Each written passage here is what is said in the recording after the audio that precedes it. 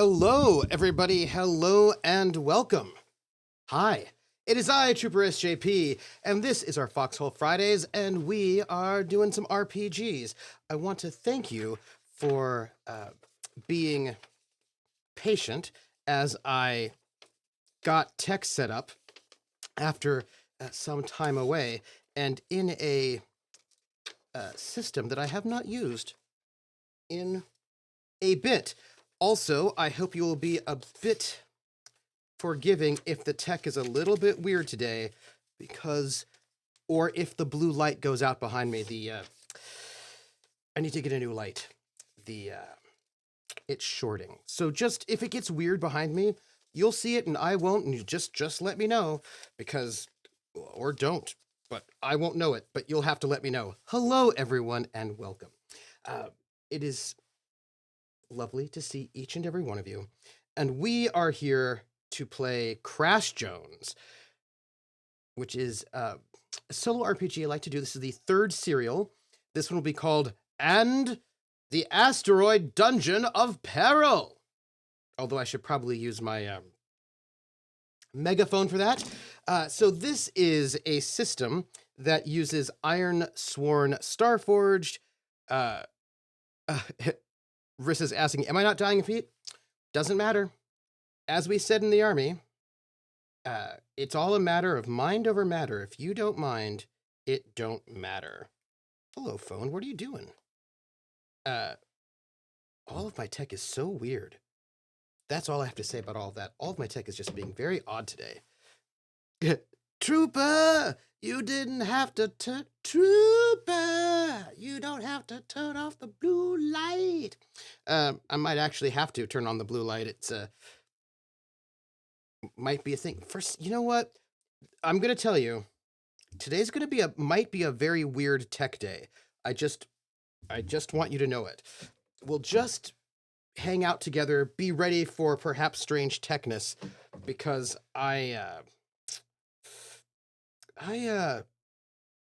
my soundboard is not working, which is fine. I just wanted to give you creepy sounds, and apparently that's not going to... Oh, hold on. You can still hear me, but you can't see me. Give me a second. Wait. There we go. Yes.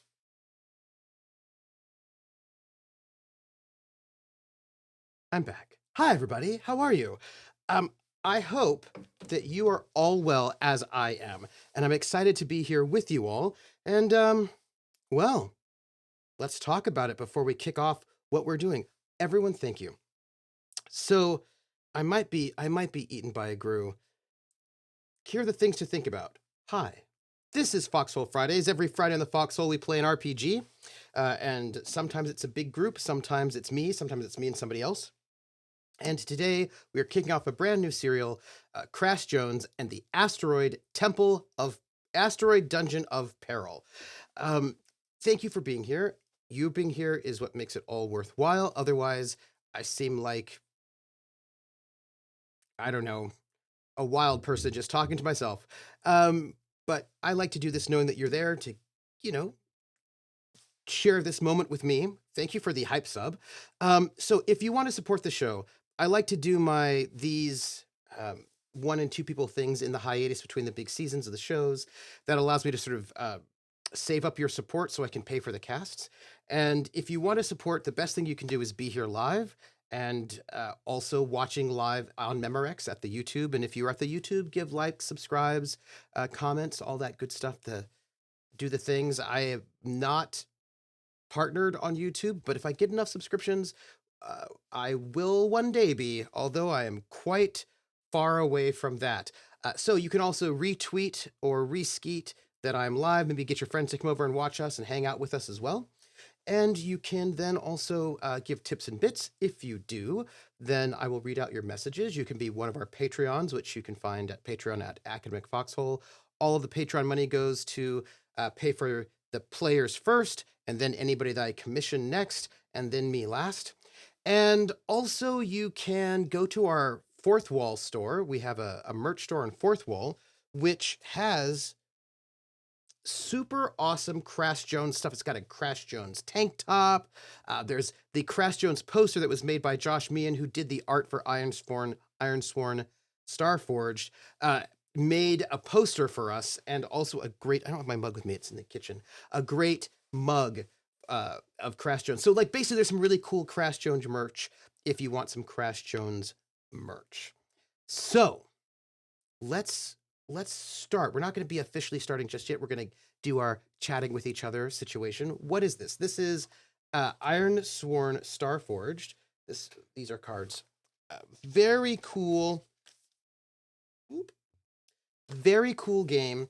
It is a game that was designed for solo play, but also you can play GMless with a small number of people, or also with a GM.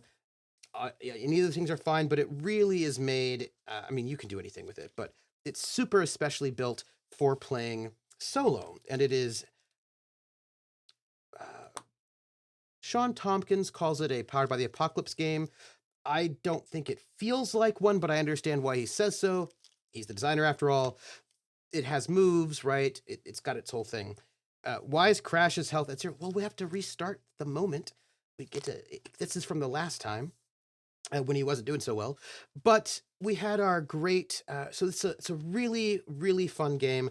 It's a solo game that's like, there are many different sort of traditions of solo games. One of which is like the one that's very popular is the journaling one, where, deck of 52 cards, each card is a question about being wistful and remembering something or other. And this one does not do that. It works on moves. It has a whole dice system. It is very exciting, and I love it. We've had 2 serials so far. The first one was Crash Jones and the Drynax Barbarians, and the second one was Crash Jones and the Library of the Dead. And now we'll be having Crash Jones and the Asteroid Dungeon of Peril. So let's do a little bit of a mechanical recap. When you make your character, if you get the cards, which are very cool, you've got a number of cards that represent your character. So Crash has got a number of aspects that came from our character creation. He is, you get to have 2 paths, which are kind of like backgrounds or professions, a variety of things. He's got 2. He is an ace pilot, and when you face danger, which is a move, or react under fire, which is also a move, by guiding your vehicle through a hazard or out of harm's way, you get to add +1 and take +1 momentum on a hit. He's got other things which he's not yet unlocked. Also, he is a vestige, because if you're a vestige, it says here, you are all that remains of a people, culture, or tradition. When you face death or face desolation, visions of your heritage give you the strength to carry on. Envision how this manifests and re-roll any dice. On a strong hit with a match, a surprising new aspect of your heritage is revealed. Take +2 momentum and mark 2 ticks on your bond legacy track. Then he is a vestige. And what is he a vestige of? Well, Crash Jones, space adventurer, a vestige is a person out of time. Crash Jones was a World War II ace pilot from Terra. Well, what the people there would call Earth, but we now, in the present day of the Traveler universe that this fictional character takes place in, know that that is Terra in the Sol system. Well, Crash Jones, it was called World War II at the time, was chasing an unidentified flying object around the Bermuda Triangle, and a portal opened up and he flew through it, and the next thing he knew, he awoke from suspended animation, millennia in the future, and far across space, in a space that we know as the Trojan Reaches. There, awakened from suspended animation, on an asteroid that was a ship's graveyard, he stole a ship and took off. It was quite daring. The ship, of course, has an AI named June. He has his starship. The next card he has. And it says, by the way, your armed multi-purpose starship is suited for interstellar and atmospheric flight. It can comfortably transport several people, has space for cargo, and can carry and launch support vehicles. When you advance, you may spend experience to equip this vehicle with module assets. And we have 1 starting module. the Overseer module, who is June, who is our AI, who seems a little bit like June Carter Cash for no reason. Don't worry about it. Uh, now, with each one of these things, you probably can't see it very well, but you have 3 advances, and you start with the first one. We haven't advanced anything to the second level of the things that we have, but we, first level of our Overseer, June, says your AI module keeps watch over the vehicle systems and sensor data. When you secure advantage or gain ground by talking through a situation with the Overseer, you may roll integrity. If you do, take +1 momentum on a hit, which is nice. But we also have 2 other assets. We have Starbeam Chocolate Milk. It's a sponsor. There are 3 possibilities. We've opened up the first one, which is Starbeam. When you face danger, react under fire, or clash against physical attacks or impact after drinking Starbeam, you may preset your action die to 4. On a strong hit with a match, take +2 momentum as you build confidence and make an impression on your foes. Hopefully, when we get better, we'll get It's Malted, and when we get to the top level, we'll get It's Good for Your Bones. All those things are great. It's Starbeam, our sponsor. Starbeam Chocolate Milk. It's malted, and it's good for your bones. And we also have one more asset, and that is Emerald, the Fierce Protector, our Viridian Tiger. Now, companion. If you don't know, Emerald is a very, very, very large green-striped tiger from the planet Drynax, with bits of Viridian gemstone as kind of armor plates coming out of her skin.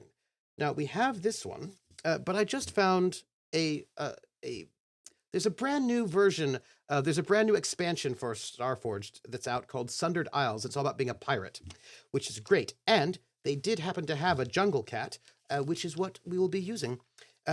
So our jungle cat's first thing is your jungle cat, Emerald, the Viridian Tiger, companion, leaps into the fight at your side. When you strike, aided by the cat, or if you make a move to intimidate your foes, add +1 to your clash. +1 if you clash, take +1 momentum on a hit. So these are our cards. These tell us who we are and what we need to know. But we do have another thing I want to share with you, because I do love good things. And that is, let's make sure it's going to work. Oop. Oh, that's nice. Awesome. Great. So there is a web page called Stargazer, and this is a journal for Ironsworn Starforged, and it keeps all of your data. It's pretty amazing. And I will, when I actually get to clean, I need to clean up the data. When I take notes in this, I don't take notes in ways that involve sentences.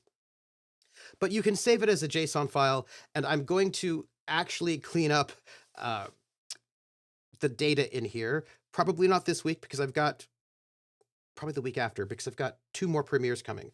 But I'm going to clean up this data, and then I am going to post it on the Patreon when I post the Patreon letter. So that is a thing that will be happening. But this pretty awesome journal has all the information you might need to know about your campaign. We know that we have our factions, the Blaine's Blades pirates, the Drynax Barbarians, and the Drynaxian Court. We have the truths about our worlds, which we all set up at the very beginning. You can watch our pre-Crash, Wesley Crash Jones. We have his character sheet. We have our challenges. We have challenges that began that we've been holding on to for some time, our vows. And we also have our legacy tracks, the way that we advance, and our quests. It's very lovely, our assets. And then we also have our sector map of where we are. So all of that is and it's got our oracles, our moves. It's all very lovely. This is the bestesses. We should start with a begin the session move. But before we do, I did want to give a bit of a check on our character. We have 2 edge, 3 heart, 2 iron, 1 shadow, and 1 wits. And by the way, I am going to tell you about what we did last time, but I'm going to do it in a voice, so we don't need to do it now. Our momentum, I believe, starts at 2. We should be at 5 health, spirit, and supply since we are just starting out. I believe that is the case for all of us, which means let's see if we can get our stats right, shall we? Okay, we've got a 5 health, 5 spirit, 5 supply, and we should be at a momentum of 2. That's where we're at the moment, everyone. Here we are. I'm very excited. This is a brand new adventure for us, and I have a note. I'm not ready to be Crash Jones just yet, because when I'm ready, you will know. And yes, it is very, very hot here, but that's okay. We don't need to worry about that. My friends.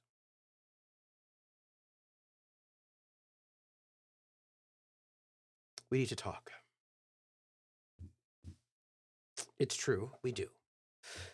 So, why don't we just start with their begin a session move, see what it says, and then we can do our recap.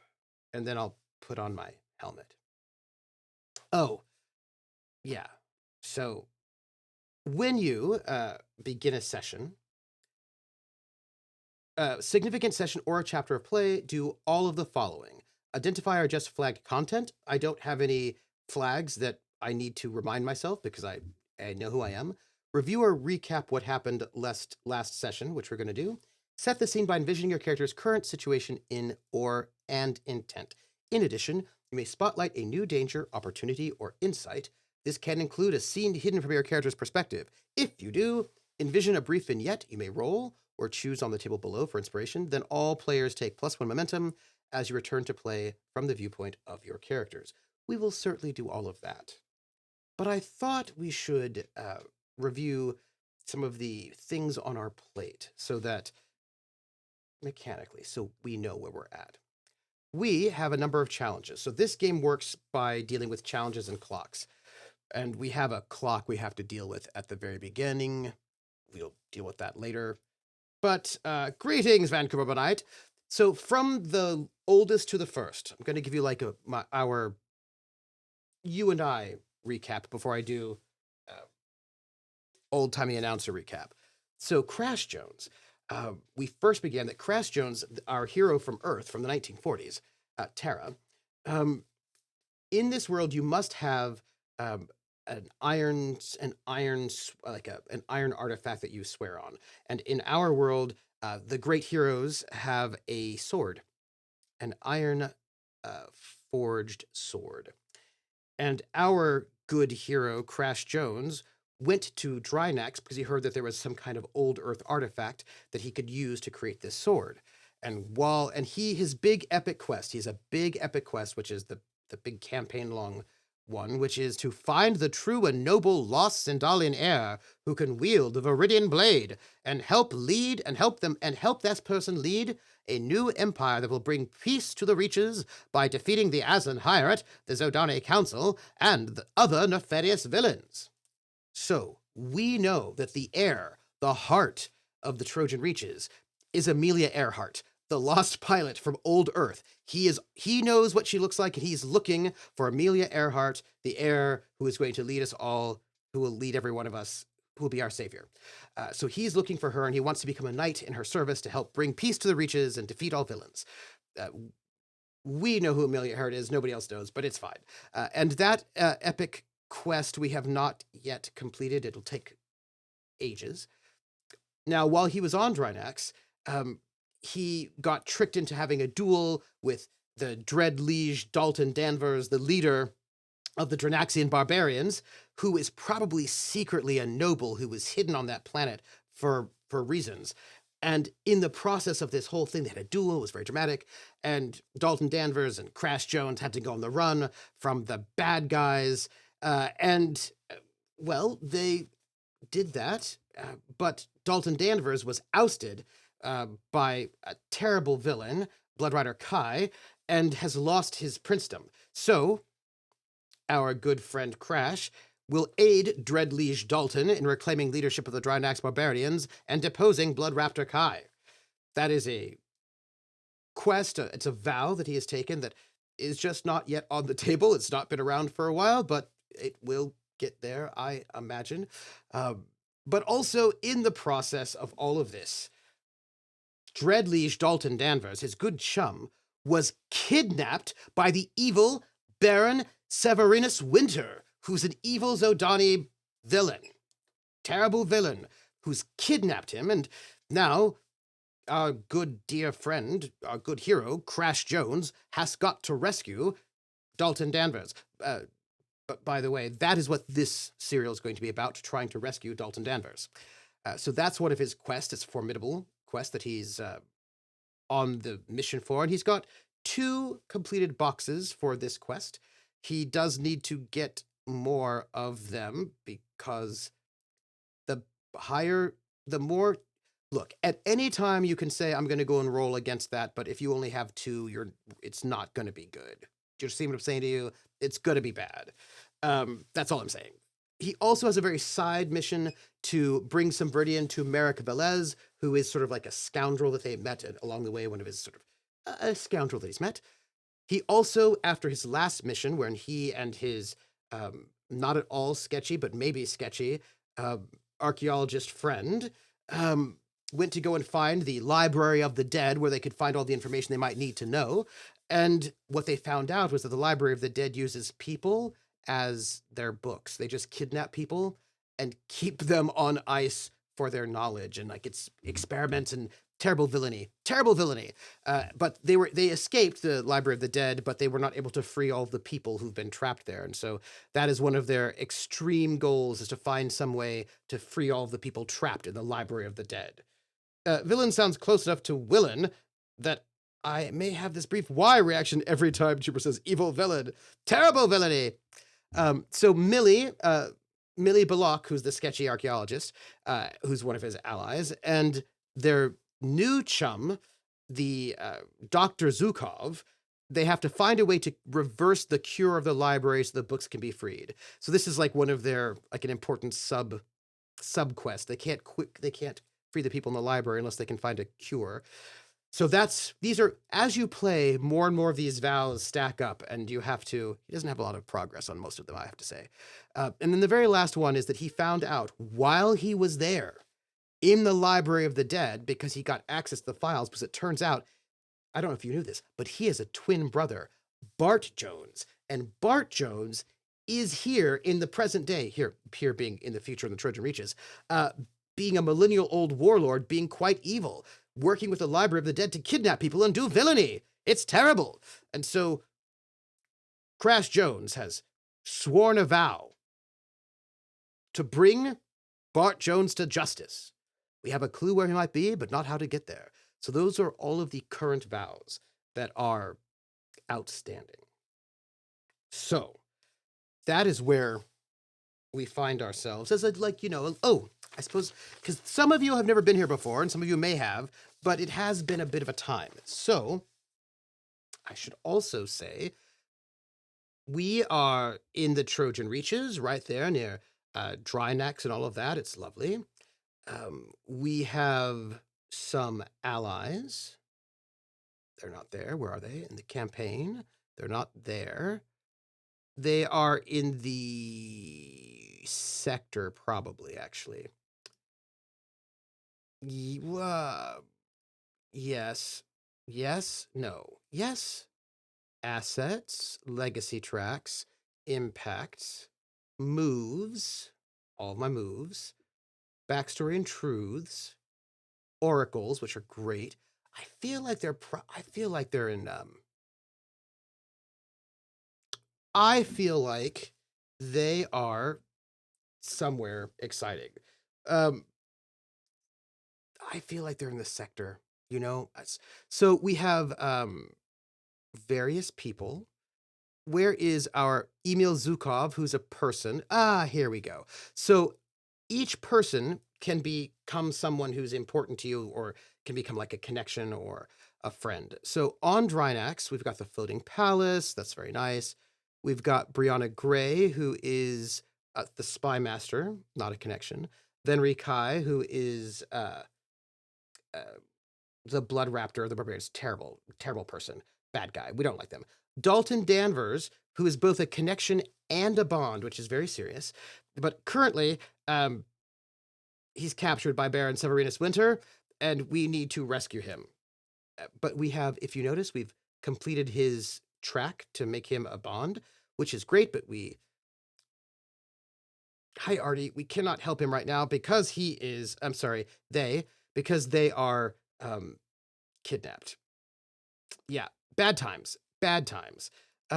We've got a shopkeeper, not important, also suspicious, and a traitor. The evil Severinus Winter, we actually have no idea where Severinus Winter is right now. In Clark, Emil Zukov is right there, who's a connection, who is a healer, and looks like Dr. Zarkov from Flash Gordon. That's what you know. We also have, let's see, who else do we have? We've got Merrick Velez, who is our scavenger, who's a connection. And we have some, like, this is like, we've got a lot of people. And we also have Millie Belloq, who is our shady archaeologist, who is also a bond, who has a rival archaeologist named Marion Covertree. And so these are all of our people. And we should begin. But before we do, we should probably roll on our session to get a vignette, because I don't know about you. I would like one. Well, there's one other thing we have to do before we start. We have to roll begin a session. Yeah. We have to do that. You're wondering why I'm sighing so deeply and heavily. Well, the reason why is because we have a clock down at the bottom, and that clock is Dalton's danger is due. And at the beginning of every session, we need to roll that clock to find out whether or not Dalton Danvers gets murdered or something terrible. Because, you know, Dalton Danvers, they're kidnapped by the evil Baron Winter. So external factors create a new danger, urgency, or importance for a quest. Ooh, okay. That is our result. That's very interesting. Okay, okay. Ooh, all right. Huh. Well, let's, by the way, roll our clock to find out what happens with Dalton Danvers.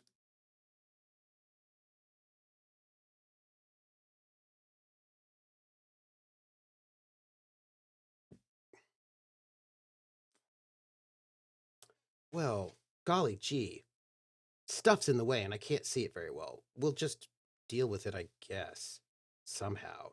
Um, hmm. I think we must have been okay. Because if we weren't okay, it would have told us. It would have said, oh no. So I think we're good. I can't see though. I'm wearing this shirt that I'm wearing. It's the Spitfire shirt for the Red Tails, and you can get it on our merch store, by the way, just in case you were wondering. Also, I know that I have something here. Can you see it? Can you see it? Can you see it? I feel like you should. Ah, yes, you can see it. But, no, it looks good. It's there. That's fine. You can see it. It's good. There I am. I'm here all along. Maybe they're related to Kara Danvers. It's possible. It is possible, is all I'm saying. That is a possibility. I was looking around 7. Guess I was too early. I was supposed to, you got the email. I was doing tech. That's what kept me a little bit. But it looks like Dalton's danger is not due yet. So we need to begin. Also, I really wanted my audio because I use since I'm not using Roll20 today, I usually use I have a little sound card. But this soundboard is not up, which I find suspicious and mysterious. That's okay, there is a way around it. I just need to get here. I don't think it's not as elegant, and it's not exactly what I want, but it should take care of us. And I cannot officially start until this is a thing that must be done. I need this to go. We can't start without it. Let's see. Where are you? I need here. And then I believe we can go here. And I believe now. Can I tell you, I really just want to use my sound pad? We might be able to get it to work over the break. We are going to begin, everyone. Let's see if we can get it to go.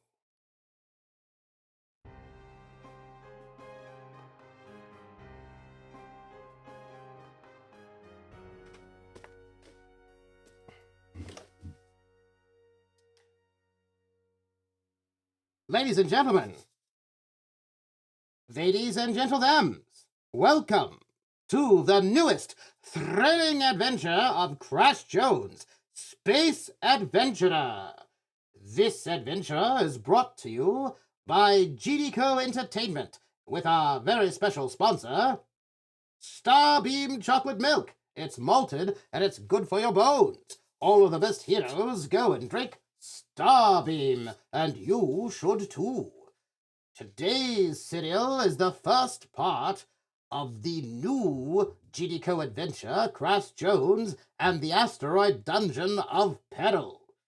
This thrilling adventure will see our hero, Crash Jones, search across the universe, all across the reaches, to find their chum, Dread Liege, Dalton Danvers, and to rescue them from the clutches of the evil Baron Severinus Winter. But there may be more that meets the eye. Indeed, right now, as we speak. On another part of the reaches, somewhere where Crash Jones does not know, evil is brewing! Oh.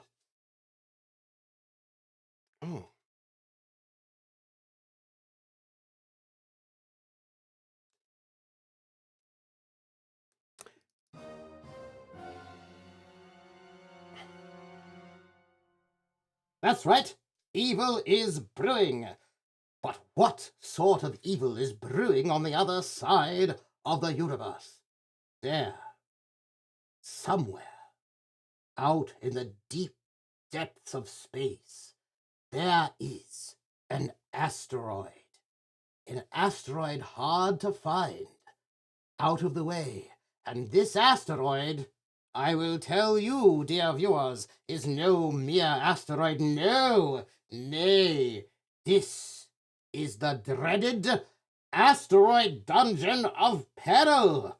In this asteroid, it has been hollowed out, and it has been filled with robot guardians, deadly and dangerous, and with traps, deadlier and even more dangerous. And deep inside of this diabolical asteroid dungeon, there, the Baron Severinus Winter holds his headquarters, his fiendish lair, from which he plans to take over all of the reaches in the name of the Zodonic Consulate.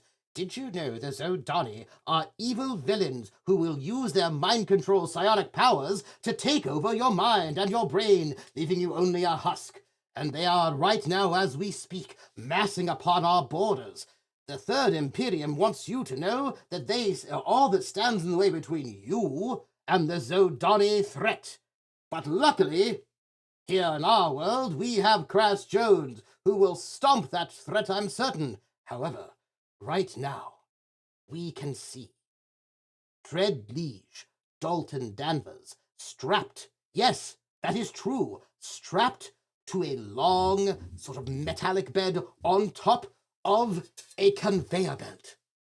This conveyor belt, were it to be brought forward, would slowly, very, very slowly move across the room. Why is this room so large? No one knows. That's exactly how villains work. Doesn't matter.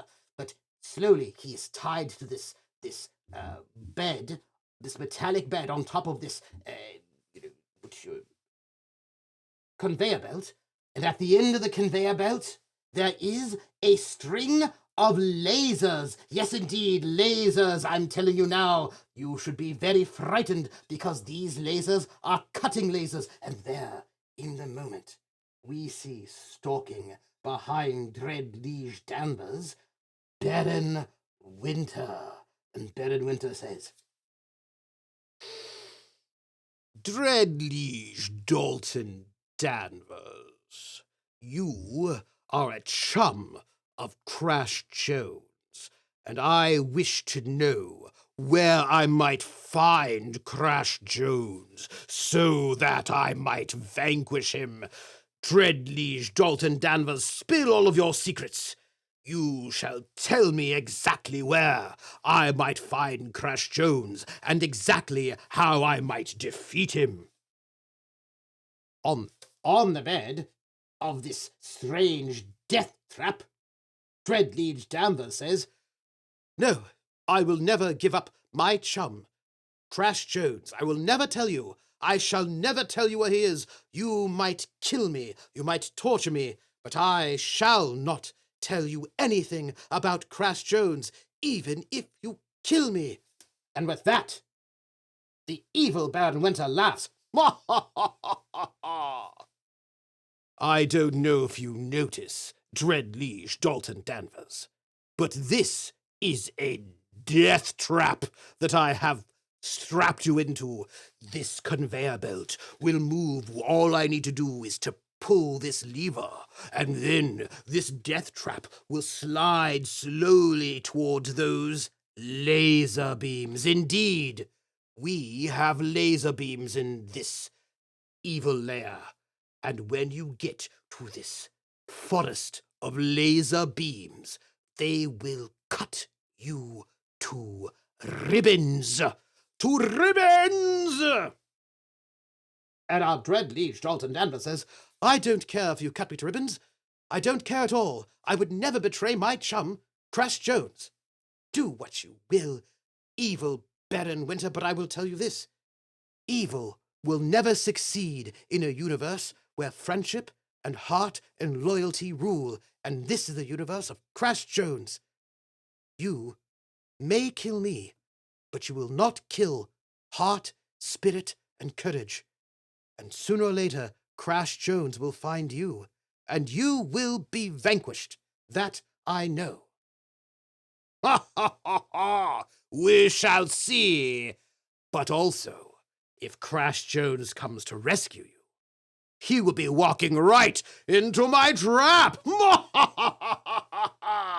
And with that, the evil Baron Winter walks over to the lever, and you can see his hand reach out to pull it, because if he does, the entire conveyor belt will start moving, and that will surely mean the end of Dalton Danvers.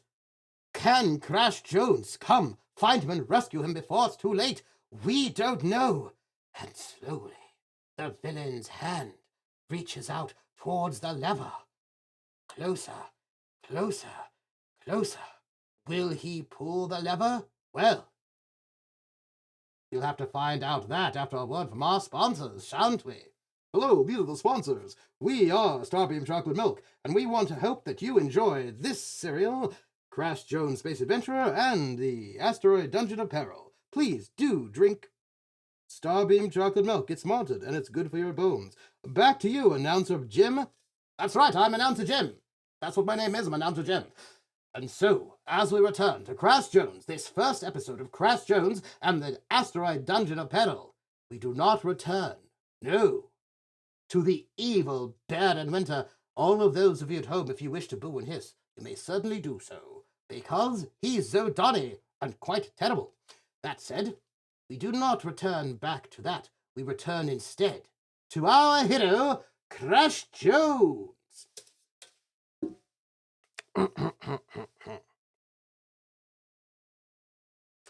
So, since we took our move, we had our little spotlight, we have a hidden scene, we get to take +1 momentum, which I absolutely 100% definitely will do, because momentum is good and I like it. Whew. By the way, he hasn't pulled the lever yet because, you know, he hasn't. This is how serials go. He just hasn't done it yet. But we now have momentum 3. And because this is how these things go, we have to go back to our Crash Jones. I don't know if you're ready. We must get our current scene and our current intent. Where do we find Crash Jones? Crash Jones is working on the vow to save Dalton Danvers. We're going to find Crash Jones. Yes. Yes.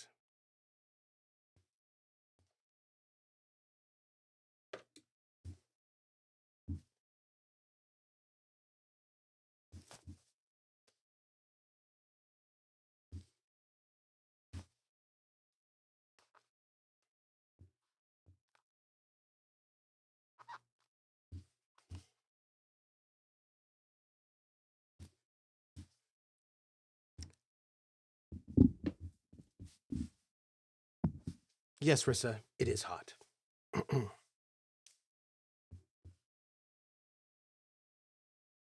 Our hero, Crash Jones. You know, actually, I do feel like I have something for this.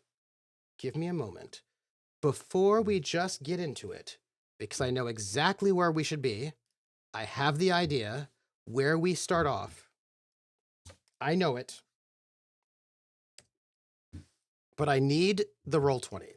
If I don't have the Roll20, I can't give you sound. If I can't give you sound, I'm going to be sad. So you'll just have to give me that one moment. As I pull up the appropriate, I have it for you. I'm excited. I have my Dr. Pepper.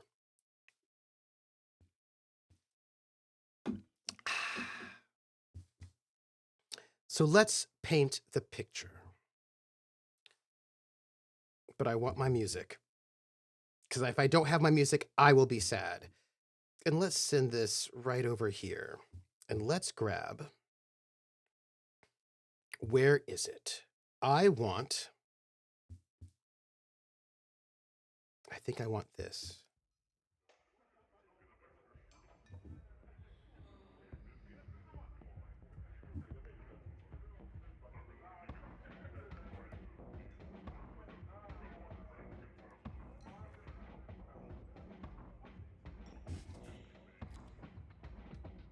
Our hero, Crash Jones.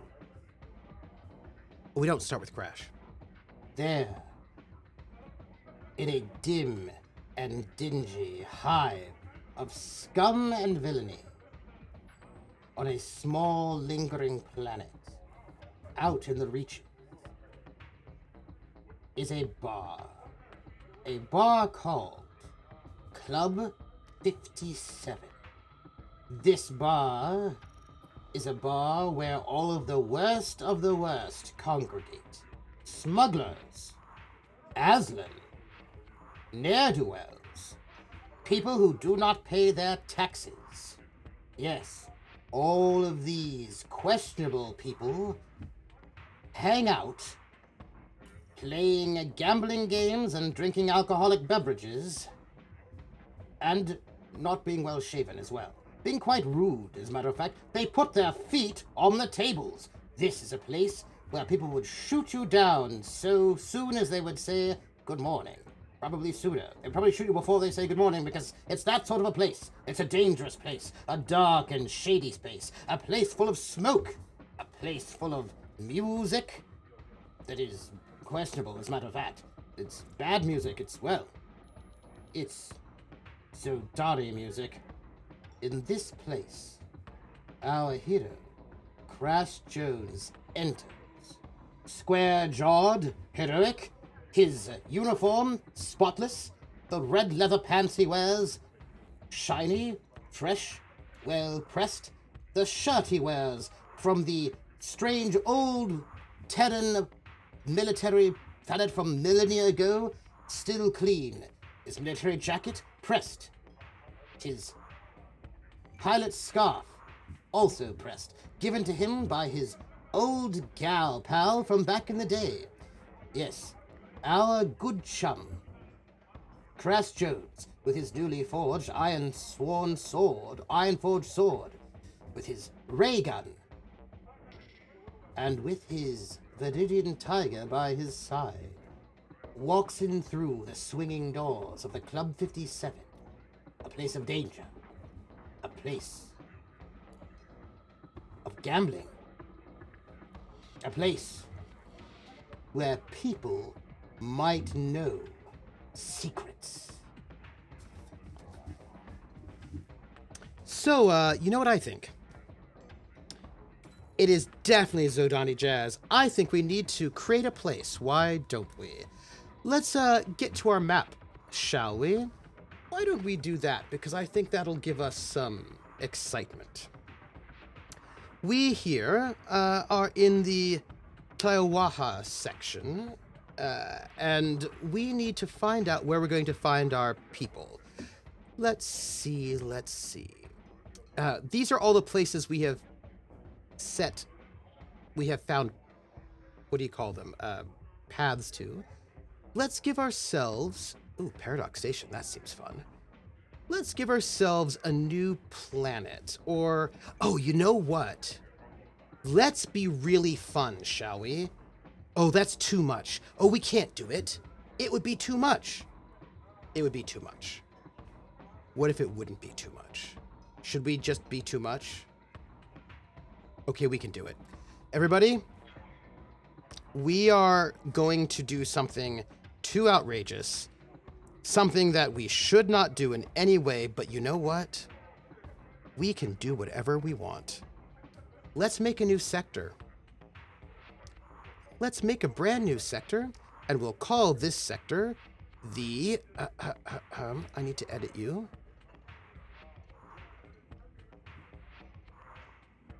We're going to call this Sindal. Sector name Sindal, right? And Sindal. Great, sounds good. And in Sindal, there is a planet called Theev. It's a notorious planet ruled by pirates. Our protagonists, the gamblers, have not yet been to Theev, but Crash Jones is there right now to go and deal with pirates. So let's go and we know we have a couple of planets here. We've got let's say there's one here. We're gonna put some stuff in here is what we're gonna do. This is an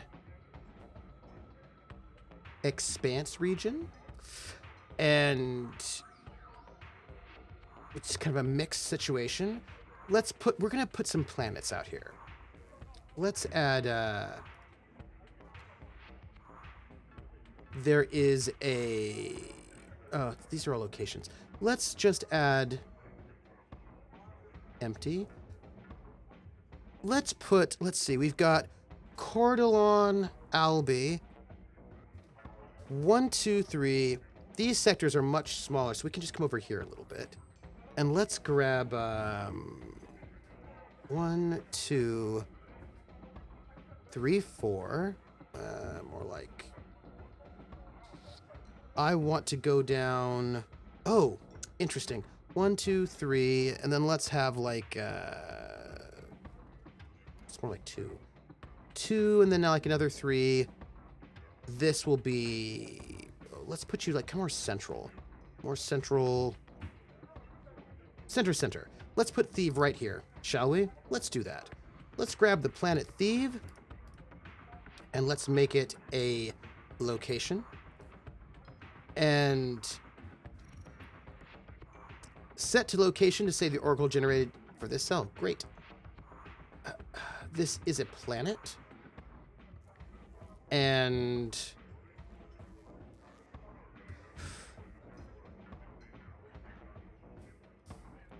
it's a planet. Great. I love it. And the planet's name is Theev. And it is a... let's call it a... I don't know. We'll call it like a rocky planet for now. We'll give it all that stuff later. We're going to say notes, pirate haven.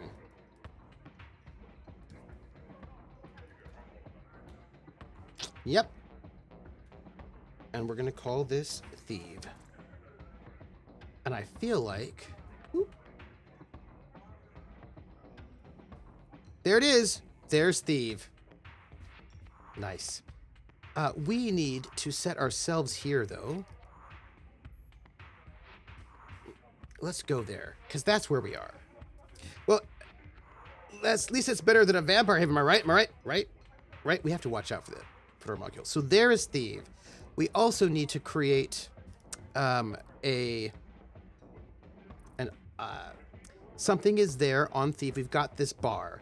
So let's have the planet Theev, and let's...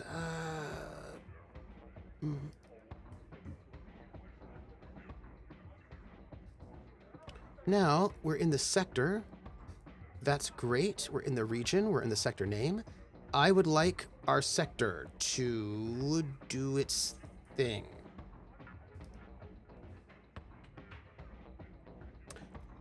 I know, we just need a location. Let's get some oracles going on, shall we? Let's have a... we've got our planet. We did all of that. It's lovely times. We could populate Theev. Might as well, because it's not necessarily going to be completely realistic, but... this is a... we said rocky, didn't we, right? We know its name. It is Theev. And it is in... it's an expanse region. Theev. Description. Oops, that's not what I meant.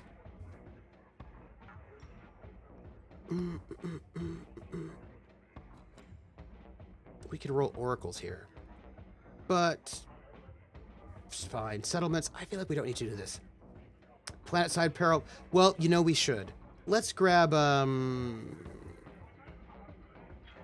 here we go. It is in the... it's in Sindal. It's in Theev. We saved it. It's great times. I think it's already in there. I think we just need a settlement, starship, character, creature, derelict, vault, faction, location, theme, miscellaneous, custom. No, let's do a settlement. Yes. So this is going to be expanse. It's going to be planet side. It's going to be Club 57. And it's a bar, so, you know, dozens. First look. Defensible location and intimidating defenses. We've just learned something about the Club 57. Okay. Initial contact is welcoming. Interesting. We're going to say welcoming mixed is what we're going to do with there. The authority is going to be fine. Expansion and rating. We'll think about that. And there's certainly trouble. Certainly trouble. And we're going to put this on Theev, and let's save it. And I believe if we do that, we should be able to get there it is. There's our Club 57. We don't need both of these, though. I think we can probably get rid of this one. Okay, so we've got Theev and Club 57. And there are some people who are here. Gonna just note that Crash Jones is there. Emerald is there. And also, that's what we got. For now. We have to imagine ourselves in what our intent is, what our goal is. So,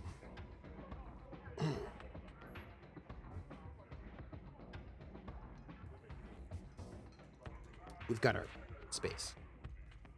Crash Jones pushes aside the swinging doors and walks in to this Club 57.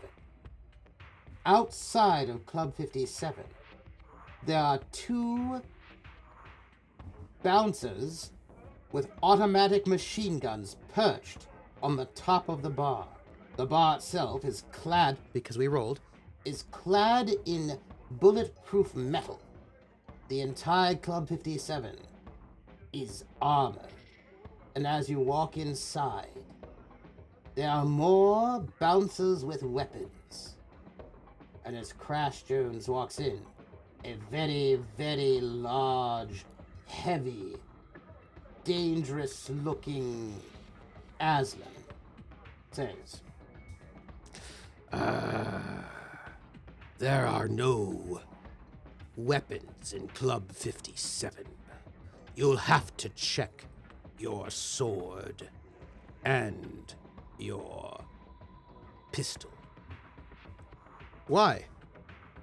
I don't mind checking in my weapons. If that's what makes this place secure, of course, I'm going to go and abide by your rules. I think it's important to respect the rules of a place. And with that, Crash Jones sets aside his newly crafted sword, upon which he swears his vows, and his ray gun, and gives them to the weapons check Aslan. And he turns to the Aslan and he says, Say, chum, I'm looking for an information broker. An information broker that goes by the name of... See, we have amazing oracles in this game, and I feel like we should go and make one. Let's go and find out a person. Quasira Okiro. And they're going to go by she, her pronouns. We'll go for a call sign because an information broker probably has some kind of code name. Phantom. Love it. Love it. First look. The Aslan points across the cantina. Deep in the back, there's a private booth. And the Aslan says, Over there, you'll find the Phantom. Thanks, chum. Crash Jones peers across the crowded cantina, moving that way, towards the secret and private booth, where Quasira Okiro, also known as the Phantom, premier information broker, holds court. As Crash Jones gets closer, he gets his first look at the Phantom. Accented and athletic. Oh, okay.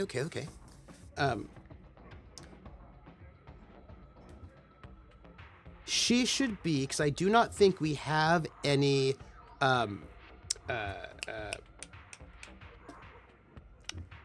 Vargur. So she'll be a Vargur. There, Crash Jones sees a Varga woman, her fur immaculate, in the most, wearing leather and straps and belts, muscular, dangerous, long claws and fangs. And she seems to be at ease and at home. Or, threatening. As Crash Jones, Also, we're going to say information broker. That's our role. Ooh, I love this person already. Information broker. We don't yet know their goal. We'll have to find out. This is going to be very exciting. We're in Sindal, and we're in Theev, and let's save this person for the moment. I love this. Let's see. Let's make sure that, yes, they're there. This is great. I love it. So good. Let's go there. Actually, really, we're in the Club 57. But, yes, I like it. This person is not actually yet a connection. They don't get to be a connection yet. Because we haven't made that. Yes. as Crash Jones approaches the table, relaxed and gentle, reclining, Quasira Okiro, also known as the Phantom.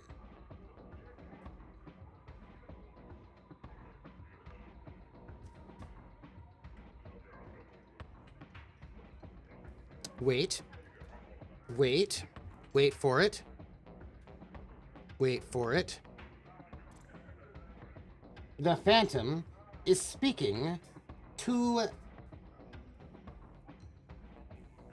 a human who is, they seem to be in some sort of argument. The human turns to the Phantom and says, Listen, you Phantom, if that is what your name is. I came here to find out what I want to know.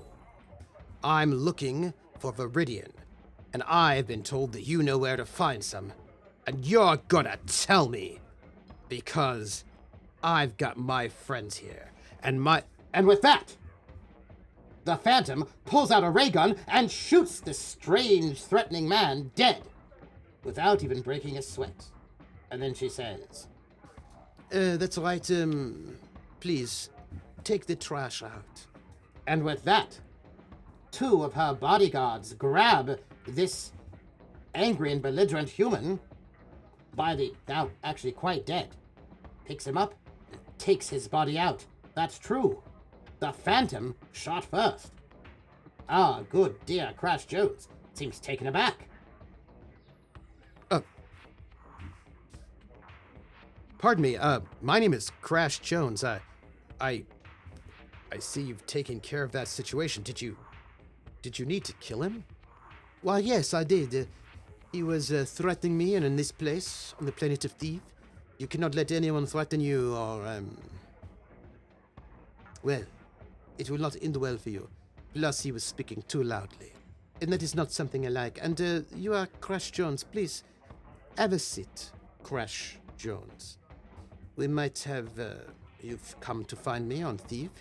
That means you must have business. You must want something. Please, have a seat, Crash Jones. I am Le Phantom.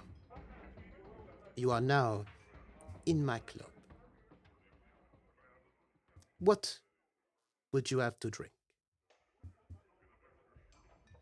Ma'am? I'm wondering, do you have any milk? Milk? When Crash Jones inquires about milk, you can see this information broker, this Vaga woman, this scoundrel, narrow her eyes suspiciously, thinking perhaps that this Crash Jones is just not really dangerous enough, is perhaps far too easy of a mark. And that is when Crash Jones says, Not just any milk, actually. What I'm looking for is Starbeam chocolate milk. It's malted, and it's good for your bones. Huh? Starbeam chocolate milk? Well, that is different. That we respect. Because, you know, if you drink Starbeam, that says that you are probably a very good fighter, that you can have got the endurance and strength, that your bones will not break. Please, let us get some Starbeam chocolate milk for my guest here, the Crash Jones. Of course there, Phantom, no problem. And with that, The waiter comes and brings a glass of Starbeam chocolate milk. It's malted and it's good for your bones. Before Crash Jones, as he takes a big, long drink of his Starbeam chocolate milk, he turns to her and he says, Phantom, I come here out of the most respect, but I know that you are the best information broker in all of the Trojan Reaches. And I need some information and, well, I'm sure I've got something I can trade. Let's talk business. What, information do you seek? Well, ma'am, if you don't mind, I'm looking to find the Asteroid Dungeon of Peril. Mon Dieu! The Asteroid Dungeon of Peril?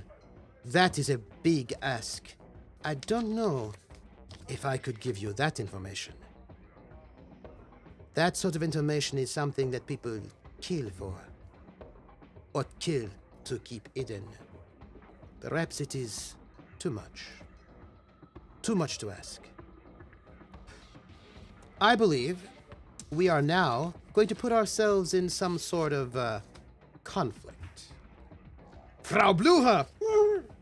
Yes, I think we should put ourselves in some sort of conflict. I think this is going to be important, and I think we should be giving ourselves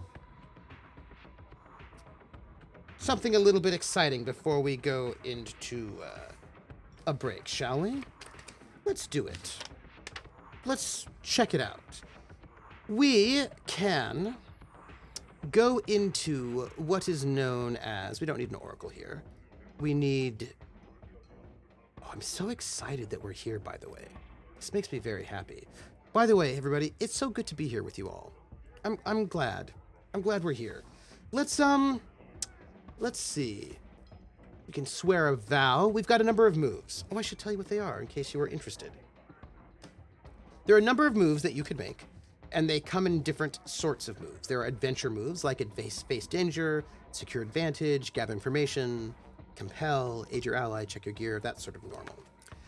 Then you have your quest vows, which are things will get you on a quest, like swear an iron vow, reach a milestone, fulfill your vow, forsake your vow.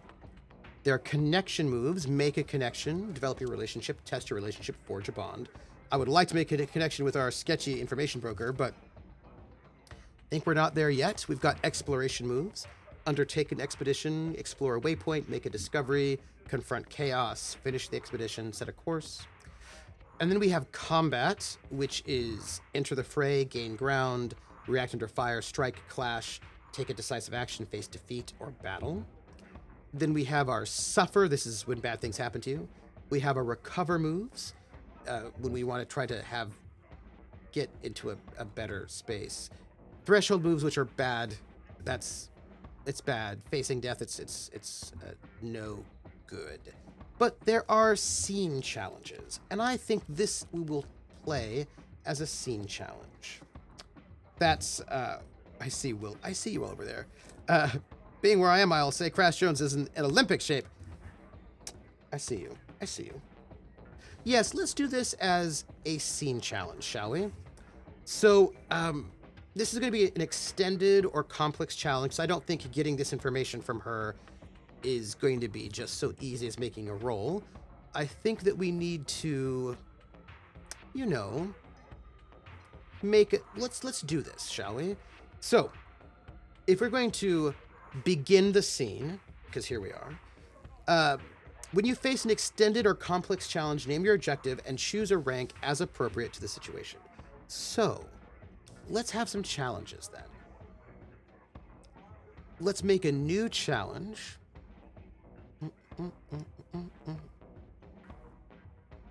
These are vows. This is just a progress challenge. So let's go with, and if you want to see, I'll show you. I won't keep this hidden from you. Let's say, convince the Phantom convince the Phantom to tell us the location of the Asteroid Dungeon of Peril. Right? That's what we want. And I think this is going to be a dangerous challenge. Right? I don't think... Troublesome means it's, like, not that big of a deal. But I think it's a bigger deal than just troublesome. But I also feel like it's not such a huge thing that, like, we need to go with formidable. That feels a bit too much. Do you know what I mean? Like, I feel like... Yeah. I feel like we don't want to be too cruel to ourselves. So let's see. I think dangerous is probably good. I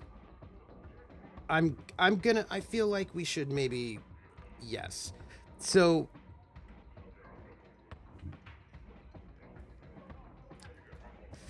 or do we think it actually is formidable? The higher the rank of your vow, the more effort and focus in your story, but you get better rewards. An epic quest is an endeavor of a lifetime, while a troublesome one is resolved in just like a few moments. So I feel like probably formidable's too much, right? I feel like it's probably too much. So let's go with dangerous. Yes. Yeah, I feel like we can do that. I might be, yeah, dangerous. Okay. And let's see about our situation. We have to now decide. Oh, they give us guidance. If you have a clear advantage, troublesome. If you're ready to act, dangerous. If you're unprepared or outmatched, formidable. I believe that we are ready to act. So I think this is just dangerous. I don't think we're unprepared or outmatched. We are certainly prepared because we're Crash Jones. And it's not like we were not being jumped upon. So I feel like this is just dangerous. Yes. Yes. Yes. Yes. Okay. I'm sorry, I'm kind of grooving on this music right now. You'll have to forgive me.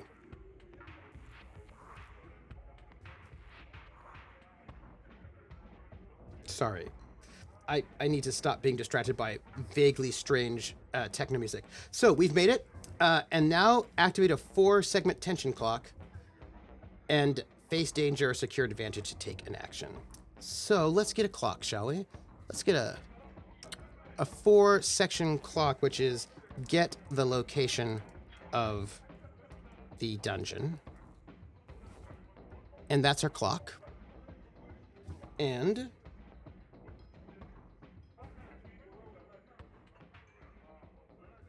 I believe we can add a 4 o'clock here. Right up there. We're ready for it.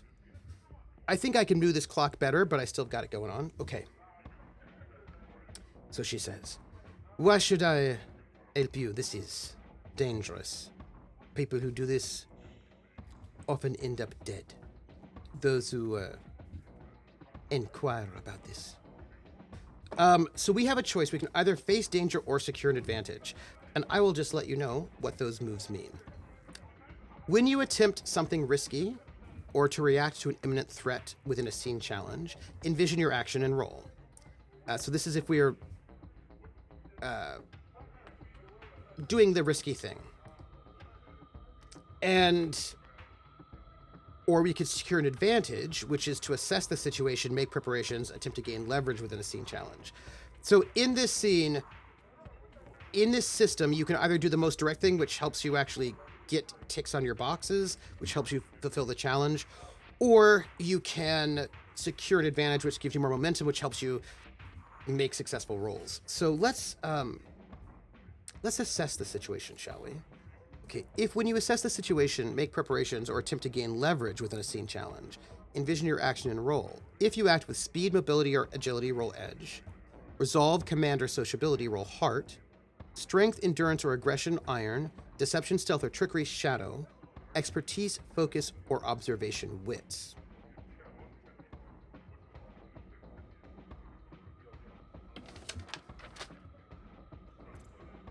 I have cards. I've got assets. Okay.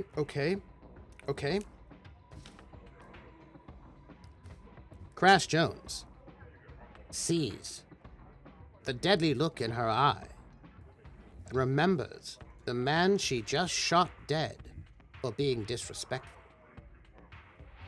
Crash Jones looks about, cool as a cucumber, takes a sip of his Starbeam chocolate milk.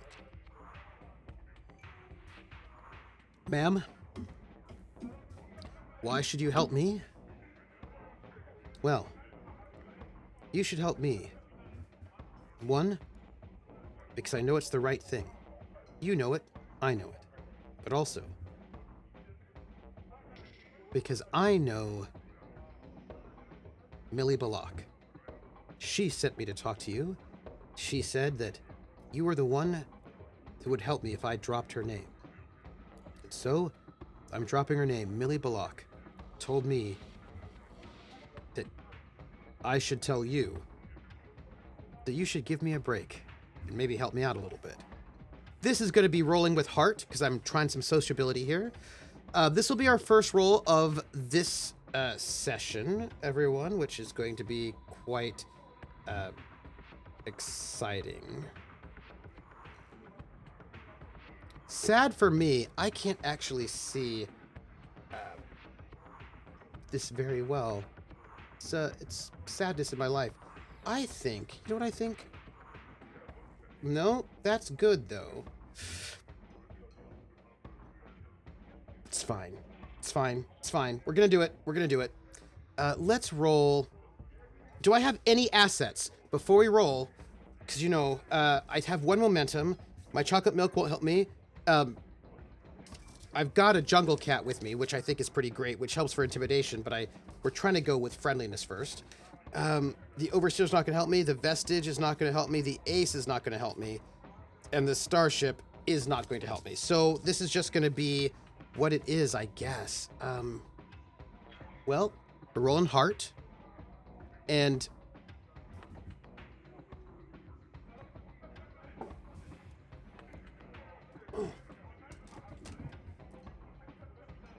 hi. Okay, well, we don't have anything else. We're just going to roll it. This is what we got. Okay, so, hey, everybody. What?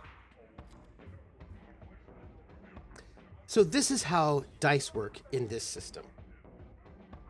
In this system, we roll a d6 and 2d10. And the d6s are the d6 is your action die. It represents your roll, right? So I'm rolling d6. I get to add my skill, which is in this case a 3, or my attribute, which is heart. And you add them together and I get a 9. And then the 2d10s represent your challenge die. And if you beat both of them, which we did, we get a strong hit. If you beat only one, then you get a weak hit. If you don't beat either one, then you fail. And you don't want to fail. You can always use your momentum to replace your die roll instead, which is why you want to build up momentum. But we did very well. As a matter of fact, I'm very proud of ourselves. On a hit, we are successful. On a strong hit, we get to take both of our options. On a strong hit with a match, which we did not have because they're not matched, take both and mark progress. On a weak hit, choose one. So let's see what this will mean for us. I'm actually kind of excited what this means for us. It's okay. So we get to take 2 momentum and a +1 on our next move. So this is really good. Everyone, my life is very happy. let me get here. We get to add 2 to our momentum. Oh, I'm so excited. Okay. Also, I'm going to need to do a thing here because it's not doing what I want it to do, but that's fine. And we're at 5 momentum. Whew. Okay. We're at 5 momentum. And it's not... There's a thing I need to do. Don't worry about it. I know what it is. And we get a +1 on our next move. Millie Belloq sends me. She says that you'll help me out. Millie Belloq, you know that Millie Belloq. Typical. She sends you. Why exactly do you want to know the location of the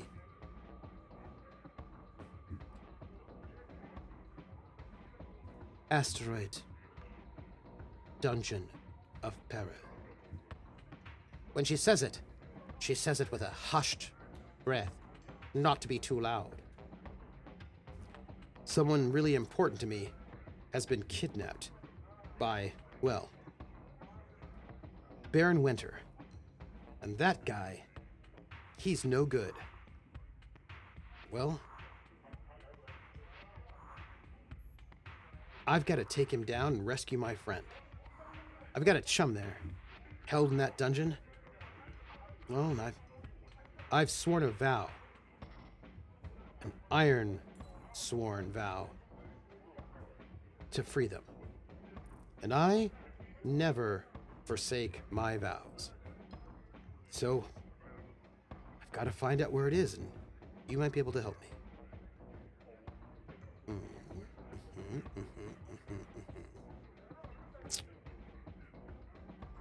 Crash Jones.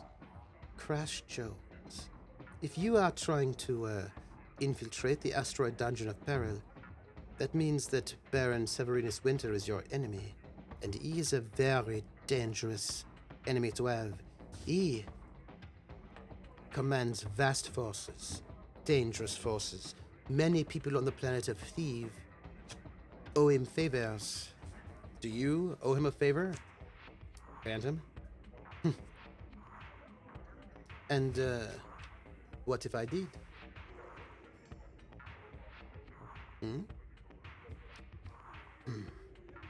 Look, if you're a friend of Millie Belloq's, then I know you can't be mixed up with somebody like Baron Winter, because he's a villain. And I don't believe that you're a villain, because Millie would never interact with villains. I'm going to have this be another secure advantage, and I'm going to get a +1 for this because I have that from the last move. And let's see if, appealing to her still heart, up to her sense of good nature will be successful. Ooh, it's a miss! My momentum is a 5, and that is not going to be something I can overcome.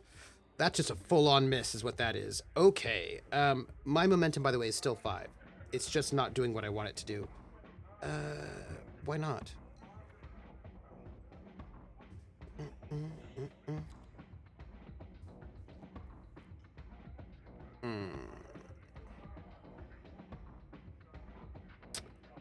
On a miss, you fail or your assumptions betray you. Fill a clock segment and pay the price. Well, let's add to our clock then, why don't we? That's not good. We have to pay the price. Pay the price. Let's see. Well, that's a move. Pay the price. When you either suffer the outcome of an action, choose one. Make the most obvious negative outcome happen. Ask the Oracle for inspiration, or roll on the table below. I say, look, if you're a chum of Millie Belloq, then I know you can't be all bad, and you certainly wouldn't have any dealings with Baron Winter. because chums don't hang out with villains. I thought you were someone who knew the universe a bit more. It turns out that you are naive. Yes, I know, Millie Belloq. But, how do I put this? Millie Belloq is not the sort of person who would avoid villains. Just because, I know her does not mean I do not know villains, and it does not mean that she does not know villains. Perhaps this Millie Belloq is, a bit less trustworthy than you already assume. And if you could be so fooled by Millie the Hacksaw Belloq, then perhaps you are not ready to take on the Barren Winter. No, I do not think I can help you, someone so. I do not like to lead lambs to the slaughter. I'm in a bad way, everybody. I'm in a bad way.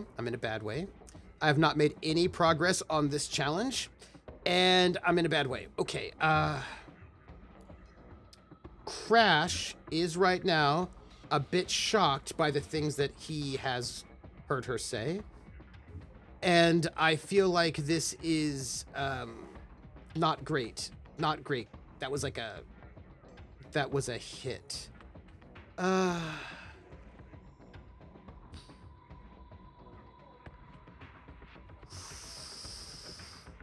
So what's the outcome here? I feel like the outcome is that I'm going to have to...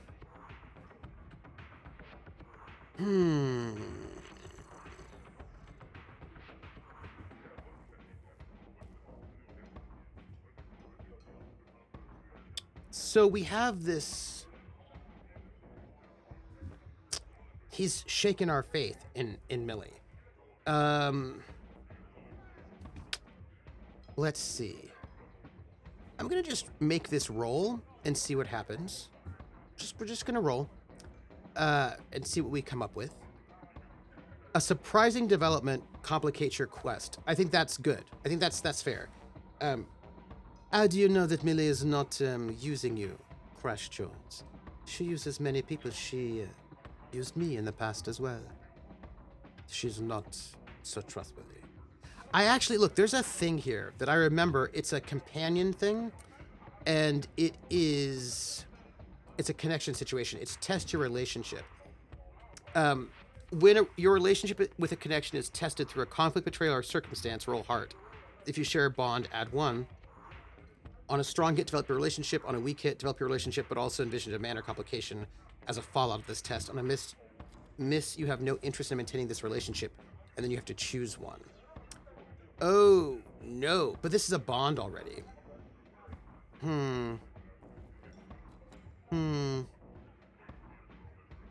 I don't think this will come up until we actually get to the conversation with Millie. So, how is he gonna respond? Okay, oh gosh.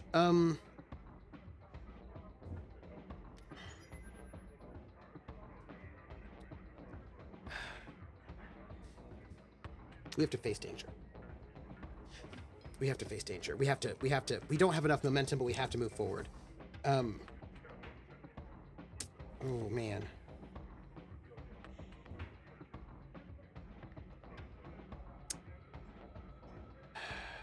Okay. Listen. I know Millie Belloq. I don't know when you knew her or how long in the past. Maybe Millie in the past wasn't always so great, but the Millie I know is brave.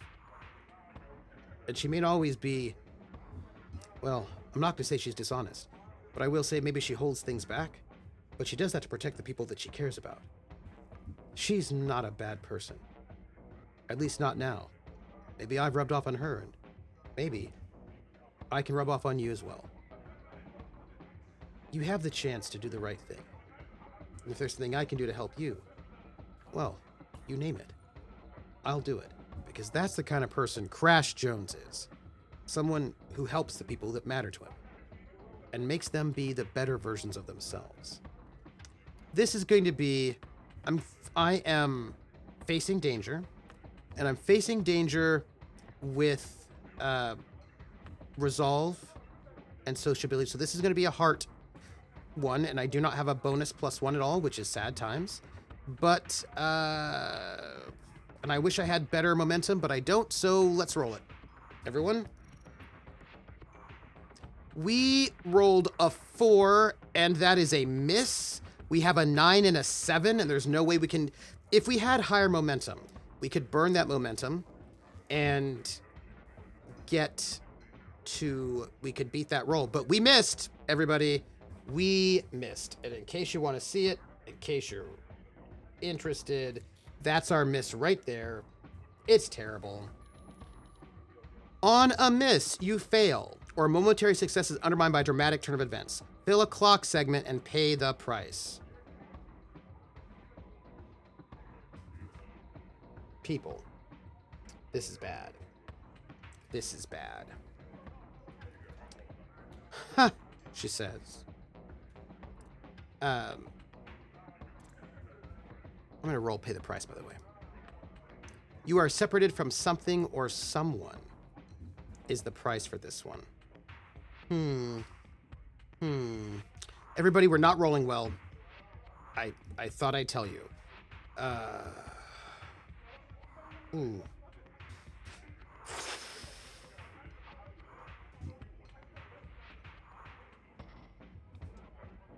This is bad. This is bad. Let me think. Separated from something or someone. Oh. Okay. Yeah. Easy peasy, I think. Crash Jones. Millie, this woman, the Phantom, leans forward. Perhaps you forget what it is that I do. I am an information broker. I would not be a very good information broker if I did not know everything that there is to know. So, maybe I should tell you something. You think that I may only know the past Millie Belloq and not the present Millie Belloq. Well, perhaps you don't know this, but I have been in contact with her more than once, and quite recently. As a matter of fact, I know quite a bit about you, Crash Jones, because she has been giving me information about you, and she has given information to others. Perhaps you don't know this, Crash Jones, but she sent information to your whereabouts, to Baron Winter himself. No, she wouldn't do that. But she did. And as a matter of fact, she told him exactly where you might find him. Where he might find you.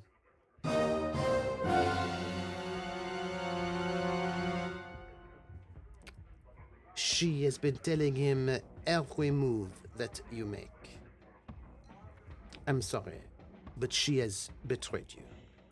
This means, my friends, we are going to have to now test our relationship. She's not here, which is awkward, but we're gonna have to, we're gonna have to do it. We're gonna have to roll our contact. It is... We've been making really bad rolls everywhere, by the way, but we're gonna have to test our relationship with Millie. And, that's what we got. We got to roll it. We get a +1 because she's a bond. And we have to test it. This is our paying the price for this. This is real bad. Okay, here we go. A weak hit. Okay.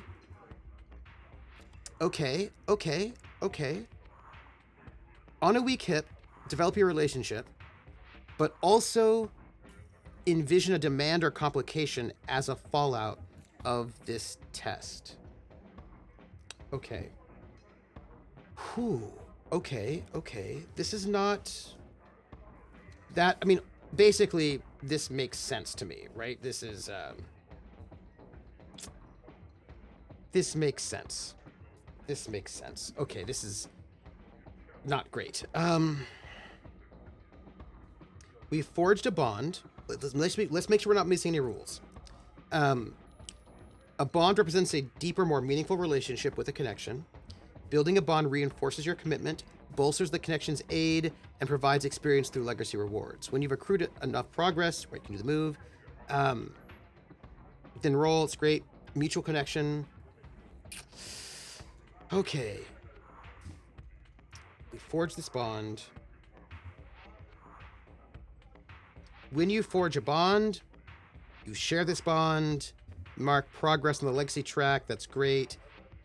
Beyond the magical support of the bond, consider how the evolution. That's great. And a weak hit, they may. That's fine.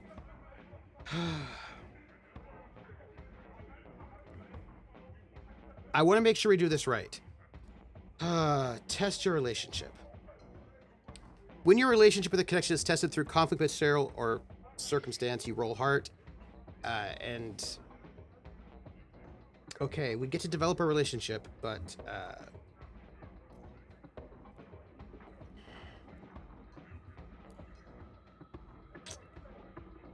if we develop a relationship, we get to mark progress on our relationship, but we're already a bond. And so instead what we do is we roll their rank to learn the impact on your legacy. Okay. All right. We've got a mixed success here. We heard some things about betrayal. This caused us to test our relationship. We did get a weak hit, so it is successful, but we do have some kind of complication. Yeah, we do have some kind of complication. So, we do get to roll, though.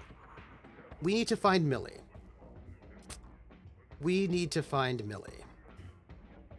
Hey, Millie, where are you right now? What are you doing? Where are you hanging out? We need to roll for you. So she's a dangerous connection, bond. So we do need to roll on this, it looks like. Ay. Okay, so we're going to roll their rank to learn the impact on our legacy. So I think we just have to roll a regular. Let's do this. And it's the other, and it's a 2. Let's roll it. I don't know how this is going to go, y'all. Millie's been sketchy all the time. She's been taking over. Like, she's been sketchy. She's sort of like... This is like when all the chickens are coming home to roost. Who is this phantom? I don't even know. Okay. Here we go. Roll. Do we even get a bonus? Because when she aids move, she's not actually aiding. We missed. We don't get any benefit. That makes sense. It makes sense we don't get any benefit because we're not trusting her right now. Okay. That's bad. Crash Jones listens to the words of the Phantom, and the words sink in. Crash Jones has always been loyal to his friends.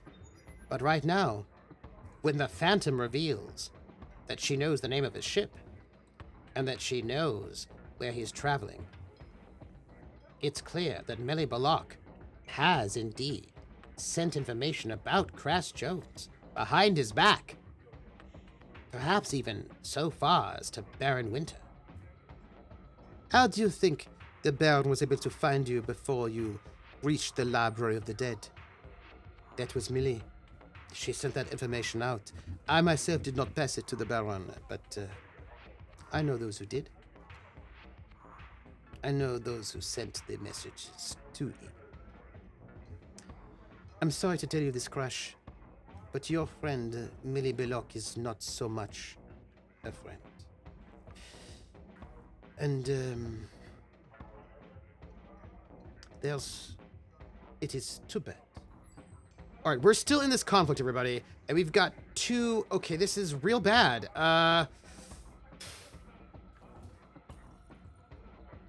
Crash sits back and thinks about it. Clearly feeling betrayed and hurt. But Millie's saved me more than once. She saved the ship more than once. Millie's...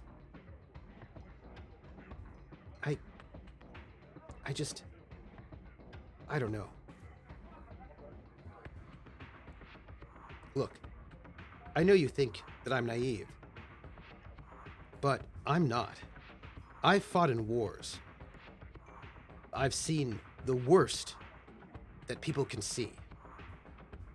I have fought against Nazis. You don't know what they are? They're the worst. I fought against doubt, fear. I fought against racism.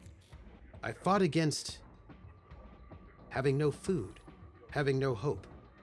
And I've always licked every kind of figure that I've come across. But most importantly, I don't betray my friends. Regardless. And I don't leave them. Phantom,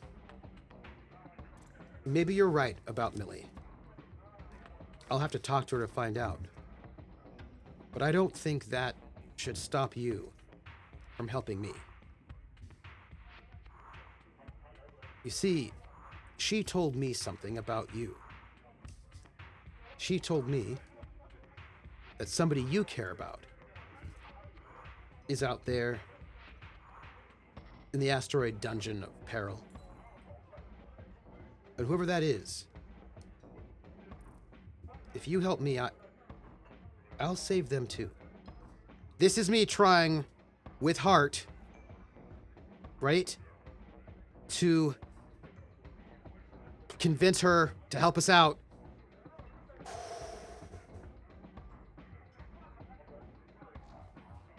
Strong hit. Strong hit, everyone. This is a strong hit. This is good. This is good. Okay, okay. Okay. So, on a strong hit, we're successful and we mark progress. Okay. So, we weren't... Right? This is a... Okay. Okay. All right. Sorry. So excited. We are in a dangerous challenge, everybody.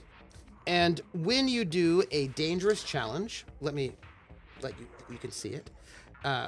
We get to mark 2 boxes completely on a dangerous challenge. So we have moved forward just a little bit. Just a little bit. Okay, okay. Oh, we get to mark progress. The Phantom leans back. She told you that someone I care about was kidnapped by Baron Winter. Interesting. Interesting. Well, having someone who might go to rescue them would go a long way. But you see, Cross Jones, trying to rescue someone and failing is worse than not trying at all.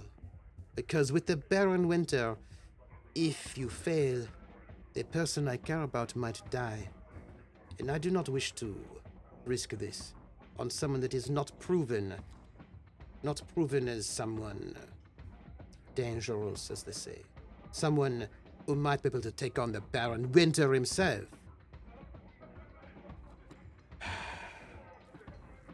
Crash Jones furrows his brow, thinks about it.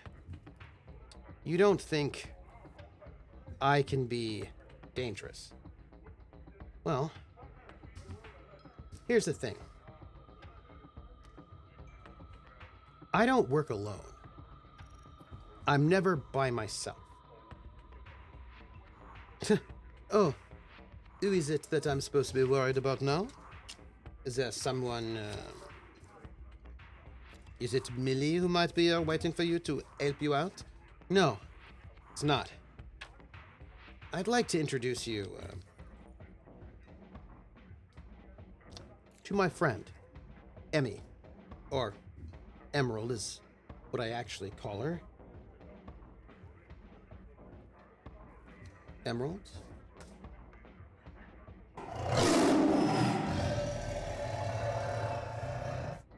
And with that,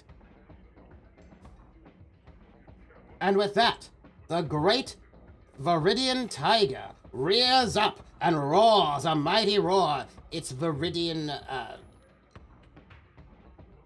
bone plates bristling in the neon lights of the Club 57. The Viridian tiger stalks closer to the Phantom. well, that's all right, girl. We're not going to do anything dangerous here, but I'm going to tell you, Phantom, I mean you no ill will at all, but I am a competent fighter, and I can be dangerous, and I will be dangerous to Baron Winter. This right here, by the way, is me trying to face danger, I think. Yep. This is me using my ally. My asset, Emmy. This is gonna be trying to I feel like this is I think I'm facing danger. I think like I'm attempting something risky, and but I'm using iron and not heart, which is a 2, and I get a +1, so it amounts to the same, but I mean, it's a different tactic, right? Weak hit. Well, almost. Weak hit.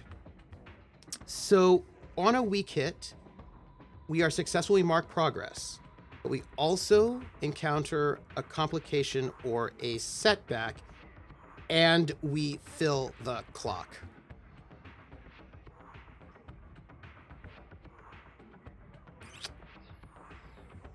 Everybody, the cheats to the limit, everybody. This is, what is the complication? The complication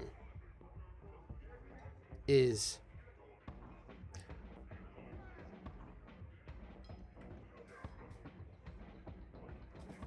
After that roar, the bar gets tense, and the Aslan steps forward and says, I'm sorry. I said we don't allow weapons in this club. And that means your tiger friend is going to have to stay outside. What are you trying to do? Insult me? No, of course not. I'm not trying to insult you. It's just that Emmy's my companion. Yeah, I'm sorry. She's gonna have to wait outside. And with that, Emerald is led out, hesitating at first, but Crash Jones gives her the nod and is led out back and out of sight. Not able to aid Crash any further in case things get hairy and dangerous here at the Club 57. Things don't look good for Crash Jones. Things don't look good for him at all. And then she turns to him, the Phantom, and she says, You have perhaps one last shot, Crash Jones, before I'm tired of talking to you. I don't want whatever trouble that you are going to bring down upon my head, you and that Millie Belloq, that traitor. And I don't believe you can save whoever is important to me. And even if you could, it's probably too late. I think they're gone.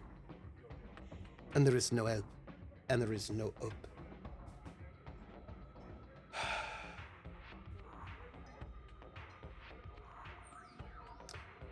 By the way, what have I been marking? Oh, I feel like I have been marking... Have I been marking the wrong thing? I think I might have been. I need to rescue the Dread Liege Dalton. And I think I have 2 marks on that already. And I think I messed up. We got to get our marks into our progress track. Okay, fixed. Because we should have 4 marks there, which is not enough. Crash Jones.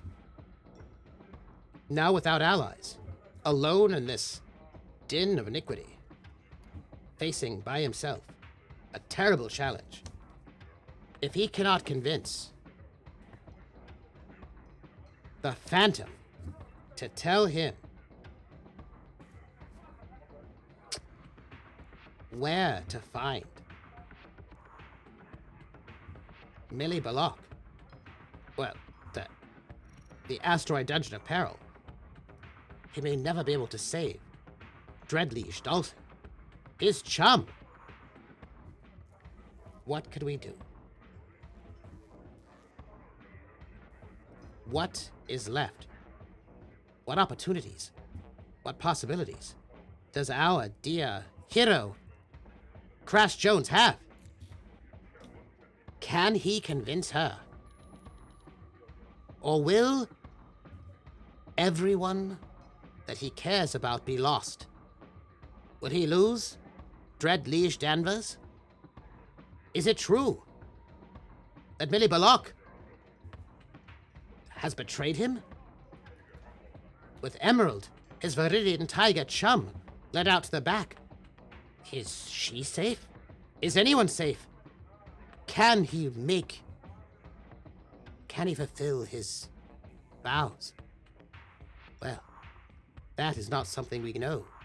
That is something we can only find out after our break. My friends, we are going to take a break right now. Also, I need to fill in my clocks. We're in a bad space, everyone. We're in a bad space. We're going to take a break, though. But that is also a move. Taking a break is a move. And we're going to hit that move right now. Let me go find it. Let's find that move. Take a break move. So you can see it. You can't see it particularly well. Take a break. When you resolve a progress move or complete an intent insert, which we haven't, take a few... we haven't done it yet. You know what, though? I feel like it's a good... we haven't resolved it, but, like, cliffhanger, right? So take a few deep breaths. Take some time to attend to the needs of your body, which I'm going to drink water. Reflect on what just happened, how it made you feel. I'm worried. It looks so bad for a Crash, and we've only just started. We're going to choose one. Move on, continue the session. You or an ally may add +1 to the next move, bolstered by reflection and past experiences, or stop for now and end session. We're going to move on after our break, and we're going to get a +1 on our next roll. That is what I'm going to tell you. We're going to get a +1, and we're going to go for it when we come back. But that is going to be after a break. So, everybody, la-di-da-di, and I'm going to take off my very hot helmet and be in a place with more coolness. Here's what we're going to do. We're going to take a 10-minute break. I'm going to drink Dr. Pepper and also get water, because I think my water will have been cooled enough by this time. When we get back, we are going to find out if Crash Jones can convince the Phantom, whose loved one is also captured by Baron Winter, to give up the location of the Asteroid Dungeon of Peril. If she does, Crash may be able to rescue, but at what cost? At what cost to the Phantom? If anyone knows that she gave this information, it could spell her doom.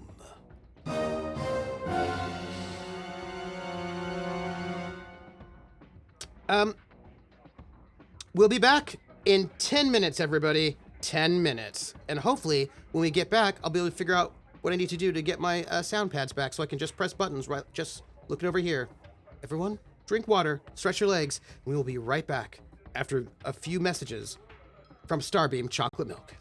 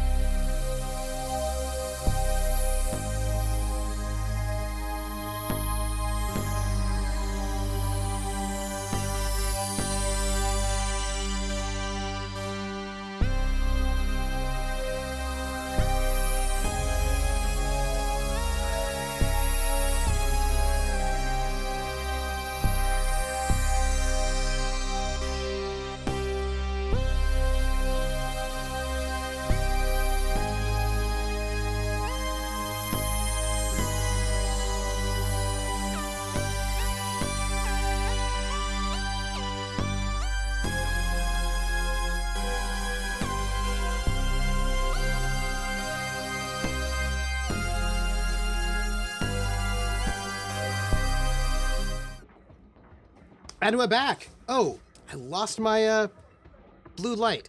See what I told you about the blue light?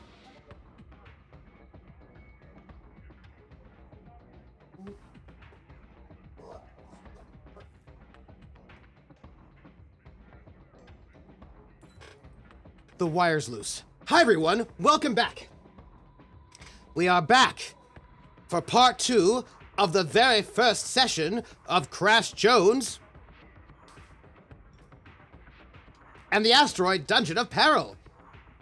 When last we left our hero, we were in the middle of a scene challenge with only one clock left. One clock left on our scene challenge. We've learned terrible things. We've learned that Millie Belloq has, for some time, been giving information about Crash Jones to Baron Winter. And it's terrible. Crash Jones is on Club 57, which is on the planet Theev, talking to Phantom, the most important information broker, a Vargar woman. And Baron Winter has kidnapped somebody that she cares about. Is probably also on the Asteroid Dungeon of Peril. But, well, it's not looking good for our hero, Crash Jones. What are we going to do? At this moment, Crash Jones only has 4 bits of progress trying to convince her to give us the information. But also, 3 of the clock faces are full. And it's not looking good. At this moment, he's not really trusting his companion, Millie Belloq. He's lost Emerald, the Viridian Tiger. And he's alone. What can he do? Well, we are back and we're about to find out. We're about to find out, everyone. Was it Kmart sponsoring the Crash Jones? Yes, it was. Yep. So, I would move that, but I can't because I need a new light. All right, so we are here. We're back. We get a +1 on one of our moves. Not a progress move, of course, which would end it, but we're in trouble. Crash Jones knows he's in trouble. Knows that he's losing her. She's not listening anymore. And he doesn't know what he can do. He doesn't know if he should try to reason with her or try to push to make this closer. There's one thing he hasn't done. It's risky.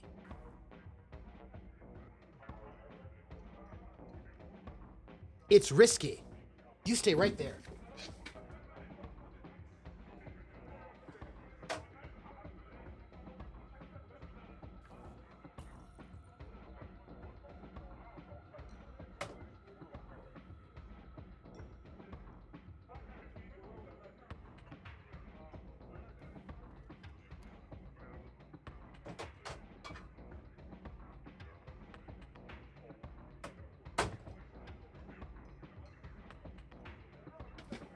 It is risky. It's very risky. So, Crash Jones is in trouble. It's risky. How risky? We don't know. He looks at the Phantom, this Vargar woman. Athletic, dangerous, threatening, accented. Fur glistening in the neon lights of the Club 57. And he knows this is perhaps his last chance to try and convince her. And so, he does the only thing he can do. When heroes are beset by doubts, when they are beset by dangers, when you yourself out there listening to this holographic serial, think to yourself that you can't do the things that you need to do.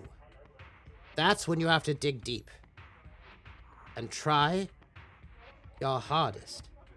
And so does Crash Jones. Phantom. Or, if I might be so bold, to use your actual name, Quasira Okiro.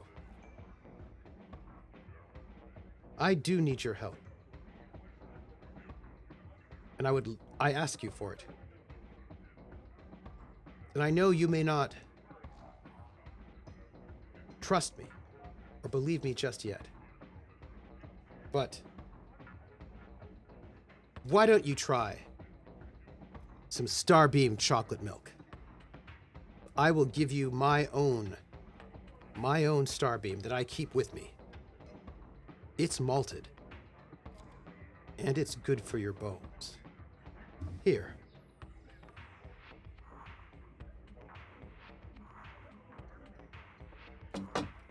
I'm gonna roll, everybody. I'm gonna roll. I will be using my Starbeam chocolate milk asset, which says, when you face danger, which is what I'm doing, I may preset my action die to 4 and then roll, which is what I'm going to do. I'm going to make my roll, everybody.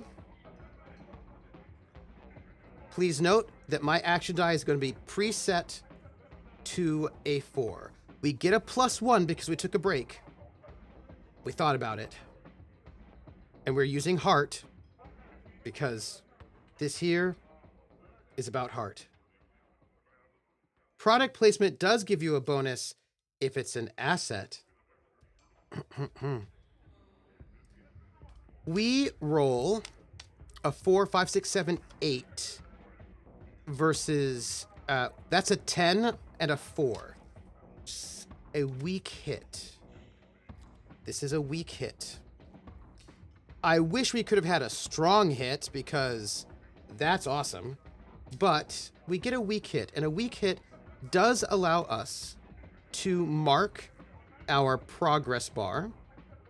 But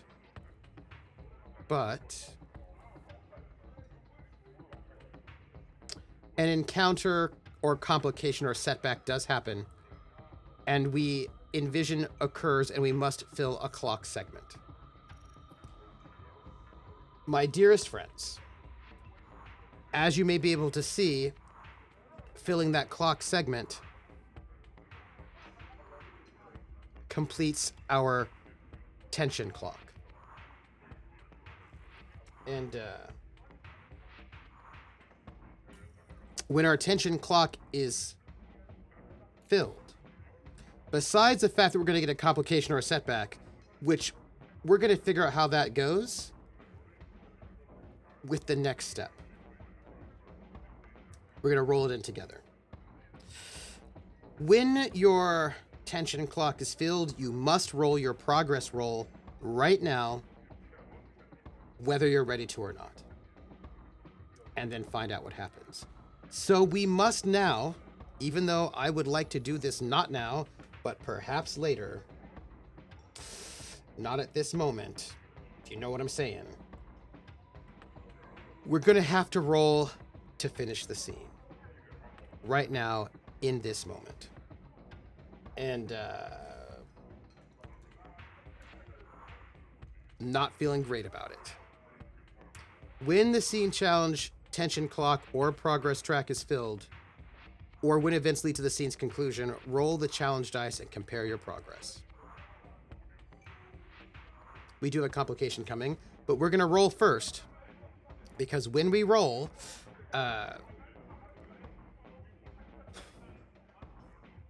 well, let's roll and find out how this scene plays out.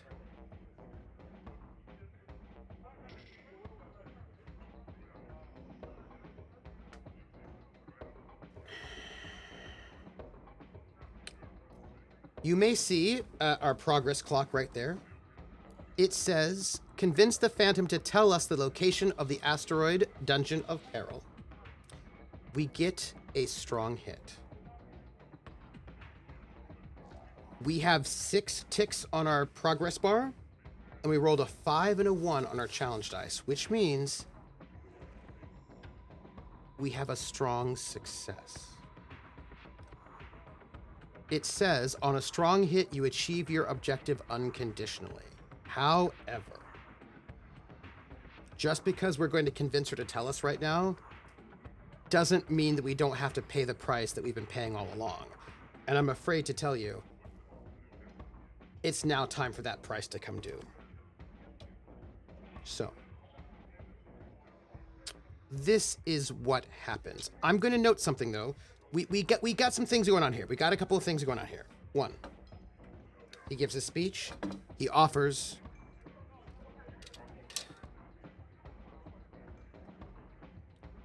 the Starbeam chocolate milk. The Varga woman, the information broker, looks at him, sees how sincere he is, and takes the canteen. Starbeam? This is authentic Starbeam. We have a cheap knockoff here on the bar. I have not had real Starbeam chocolate milk since I was a very small pup. It is malted and it is good for your bones. Crush Jones, I will give you the coordinates to get to the Asteroid Dungeon of Peril, where my younger brother is being held in those dungeons. And I would hope, if you are a man of your word, that you would save him too. We've got a bunch of things that are all happening at once, because we are not done. I'm afraid we are not done. We have an alert coming. Just so you know. Point 1. We were able to mark progress. We got... Millie Belloq taps a few buttons on her keypad, and Crash Jones's wrist computer gets a few coordinates passed over. He gets the information he seeks. Thank you. Thank you, Phantom. I will help save your brother.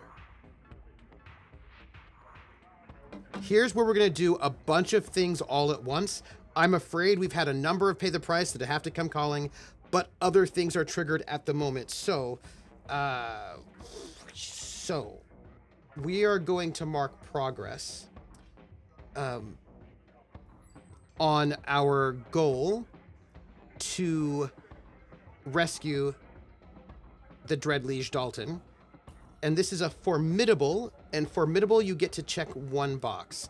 So we're going to be able to get 1 step further to rescuing Dread Liege Dalton. That's the thing we get for succeeding on that. However, we are not done. I'm afraid we're not done at all. One thing will be good. I think that what we just did is an attempt to make a connection. So I'm going to roll to make a connection. When you search out a new relationship or give focus to existing relationship, right, we are going to roll heart. Because we're going to try, right, to make a connection here. Let's find out what happens. Friends, something bad's is about to happen. I just need you to know it. But we need to take care of this stuff before the bad thing happens. You know, the bad thing, which is going to happen right about now. But let's roll our heart to make a connection. We roll a weak hit, a 2 and a 10. And on a weak hit, we make this connection, but it comes with a complication or cost. So, right. Yeah, so here's what we've got. We get to make a new connection. The Phantom is now officially a connection of ours. We can give them a role and a rank, and whatever the connection aids us on a move closely associated with their role, which is about information gathering, we get to add +1 and take a +1 momentum on a hit, but we get a complication and or a cost.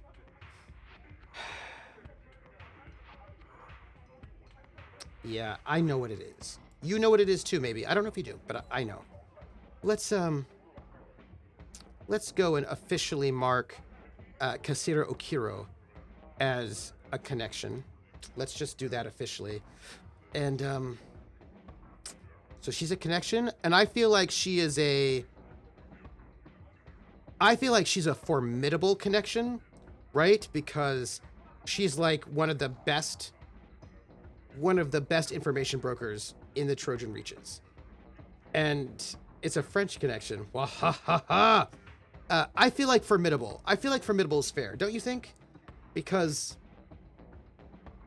she's tricky. So we now get, she is an information broker. And let's do the +1 to gathering info. People, it's no good. And +1 momentum. We do have a connection, but it comes with a cost or a complication. Yeah. So we're going to add something to this. What we're going to add is before the badness happens, because badness is going to happen. Crash is going to say. So they didn't give me they took away my sword. My iron-forged sword upon which I swear my vows. But before I finish my sword, I would swear on these goggles. These goggles are made out of iron from Terra itself, or my home, a long time ago, in a universe far, far away. And I am going to swear to you here and now that I will rescue your little brother from the clutches of barren winter. And so, I swear it. I now have to roll, because I'm swearing a vow. This is an important deal. By the way, the badness is going to happen. Please note, there will be badness, and the badness is going to happen real soon, because we had a bunch of complications. There's a complication with her, all the complications all the time, and we cannot avoid those complications much longer. But we're going to finish up this part before it happens. Let's see. So we have to swear upon iron to complete a quest, which we will. We're going to write our vow and give it a rank, and then roll heart. Let's see. Let's make a vow, shall we? This is a vow, and our vow is going to be, we swear to the Phantom that we will rescue her brother from the asteroid labyrinth of peril.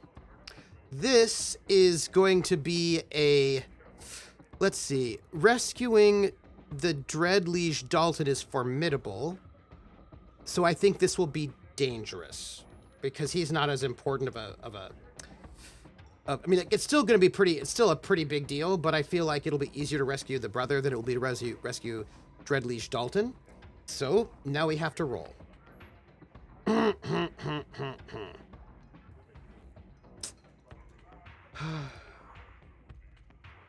We are rolling heart, because that's what we do, because we have a lot of heart. It's our best stat.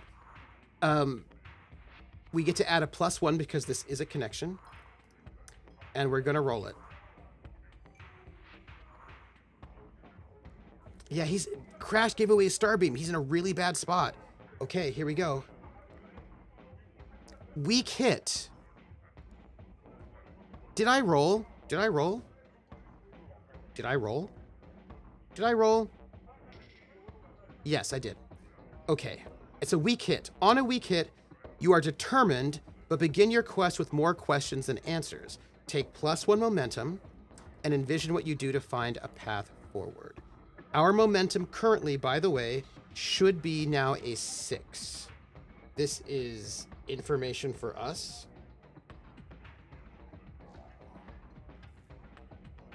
I'm going to do it this way.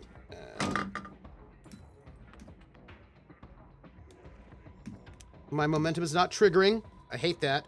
But I can put it on the character sheet. I know it's a 6. We've got a momentum of 6. We've got to envision what we do to find a path forward. That is going to have to take a bit of a backseat as the complications all come due.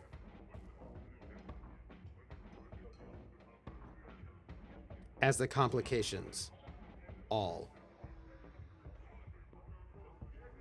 come due.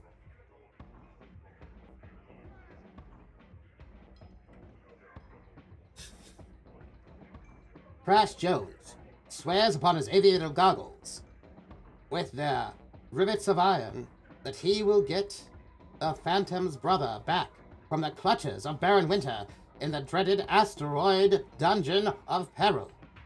And so sworn, he wonders, can he get there?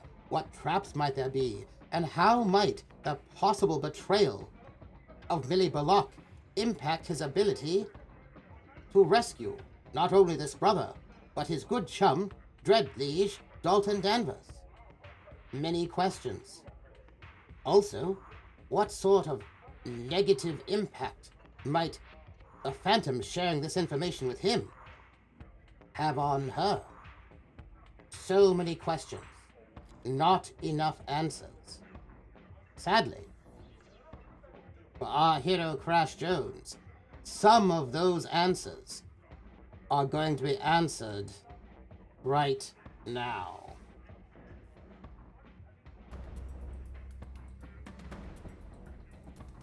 And with that, Crash Jones, his head whips around as he hears the angry cry of Emerald, his Viridian tiger from Drynax, out back.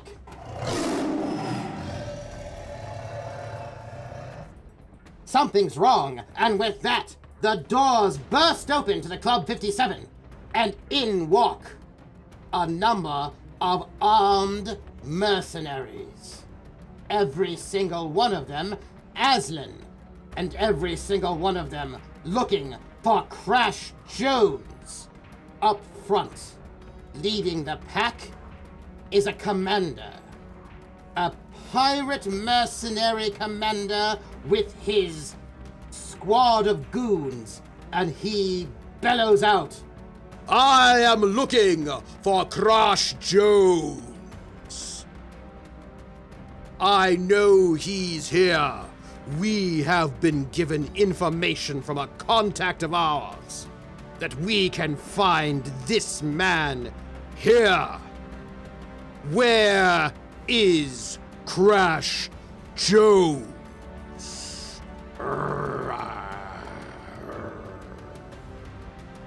This terrible commander scans the room.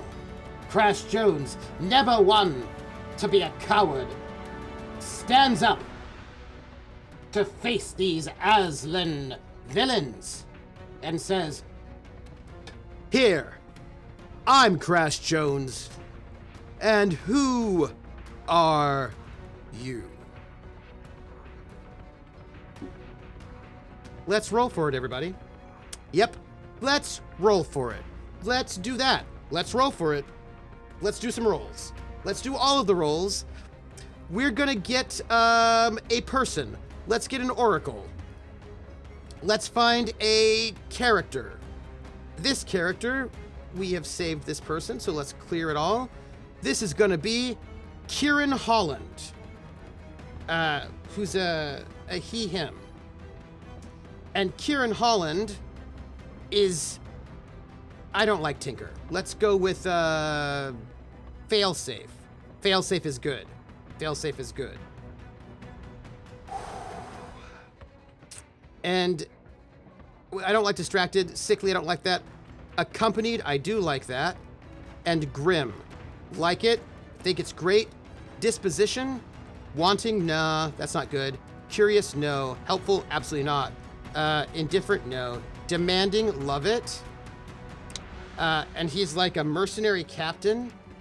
There are actually technically actual roles that we need to deal with, but we'll deal with that in a moment. Mercenary captain. His goal, by the way, is to capture Crash Jones. Obviously. And yeah. Boom. Saved. Yeah. That's what we got right there. That's what we got. Also, just side note, I think we can do one more thing. We have got Quasira Okiro. Oh, I should probably also say something about... so she is athletic. She's also a Varger. Varger.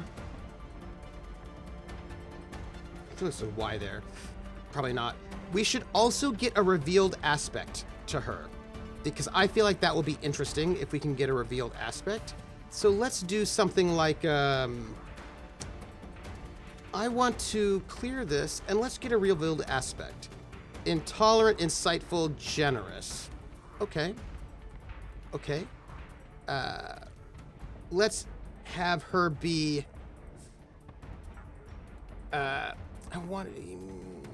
we'll think about that. Insightful, generous. Yeah, I think that's fair. And intolerant, we don't know who she's intolerant of yet, but we'll find out. We'll find out. I'm okay with this. Okay. So, failsafe. Kieran Holland, who, by the way, gonna have to note this down, accompanied Grimm and also an Aslan warrior. Confrontation. Kieran Holland says, "Ha! The Phantom. I see you have been trading with someone most wanted by the Baron. Seems to me that you should be taken in as well. Soldiers, seize them both!" And with that, this mercenary squadron starts moving forwards to both Crash Jones and also to the Phantom. What will they do? Crash Jones doesn't have his sword or his ray gun.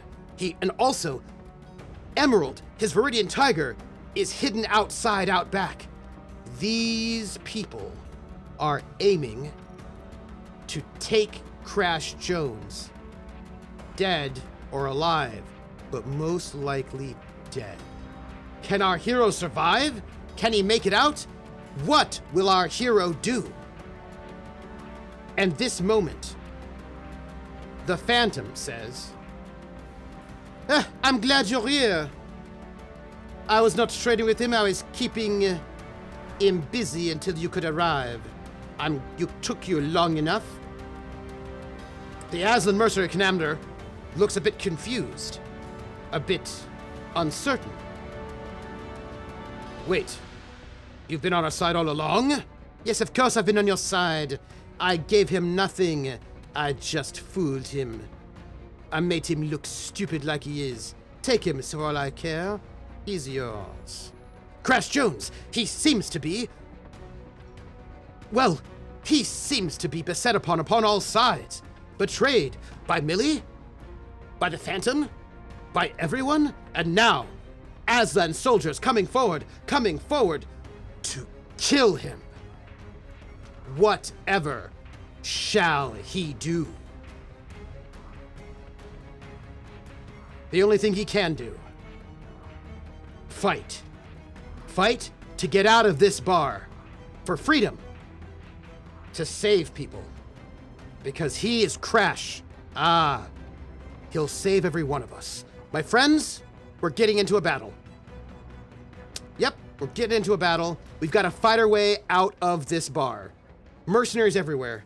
No weapons. Well. Iron vow sworn. Connection made. Combat.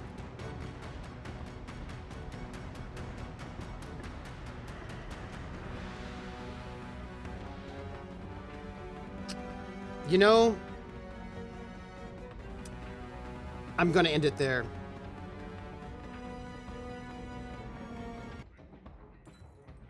And I'm gonna end it there because that is the cliffhanger.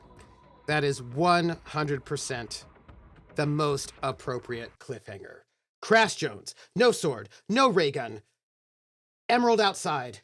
Betrayed by everybody. At least he thinks so. He's not certain. Was he betrayed? Were the coordinates that he was given by the Phantom not even real coordinates? Has all of this been for naught? Did he just walk into a trap? Well, we'll have to find out to see. Next week on Crash Jones and the Asteroid Dungeon of Peril.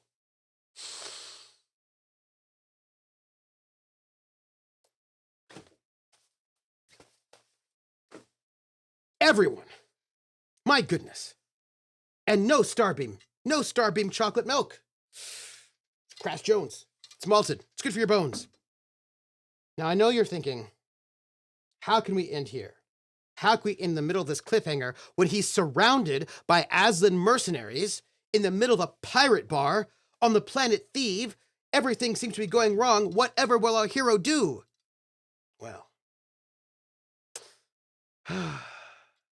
Crash Jones and the club you don't leave alive.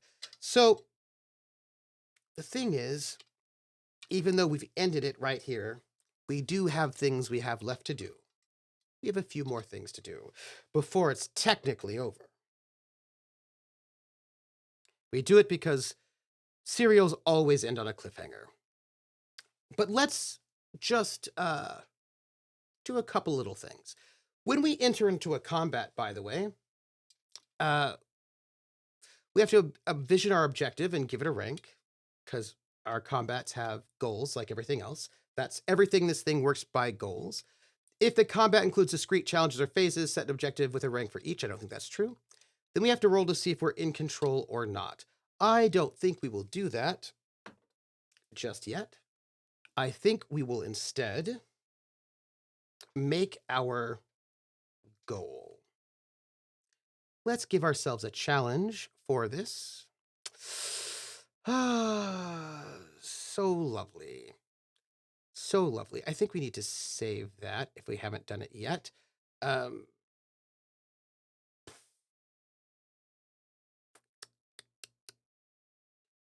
the way, did we? I'll look later. So here we go. Progress clock. This is us. Escape the bar. Escape Club 57 with the Phantom. Because we've got to find out whether or not the information was true or not. With the Phantom, if possible. If possible.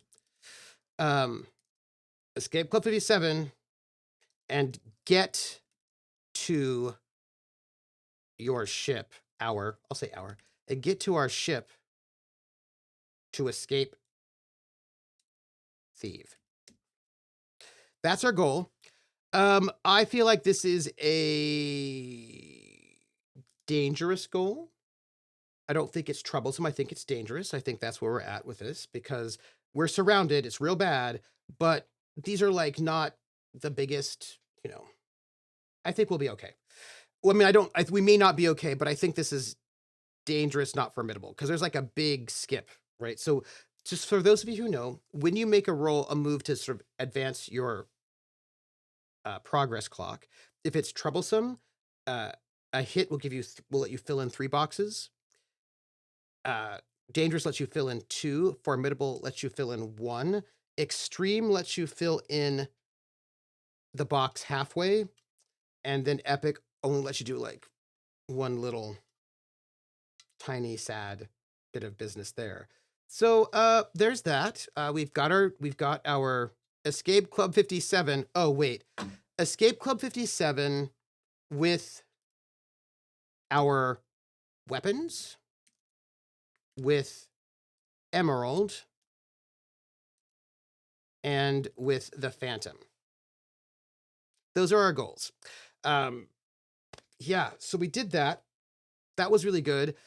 It was not good. We're going to have to enter the fray and find out how that goes, because there are a bunch of different moves for a combat. We just did a scene challenge, which is very simple. Either you gain ground or you face danger. But now we're going to have to choose between gaining ground, reacting under fire, striking, clashing, facing defeat. But like, it's like all taking decisive action. We've got trouble right here in River City is what we've got.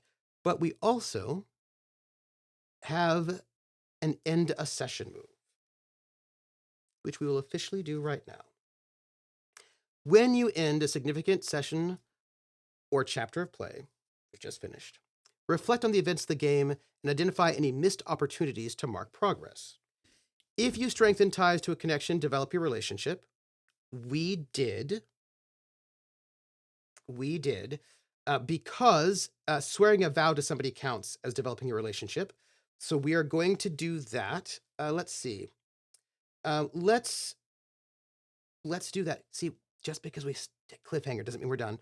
So when you reinforce your relationship with a connection by doing any of the following: swearing a vow to undertake a perilous quest in their service, completing a quest their benefit, leveraging their help in desperate circumstances, giving them something of worth, sharing a profound moment, standing with them against hardship, overcoming a test of your relationship, then you may mark progress as per the rank of the connection. Okay, so because she is formidable, our Quasira Okiro, we only get to mark formidable progress, which is just one box. She is hard to, it's going to be very hard for us to get a bond because she's sketchy. You know what I mean? Like, I mean, she's just, that's just how that is. So we did that. That was great. I do not think that we marked any progress with Millie. Don't think so.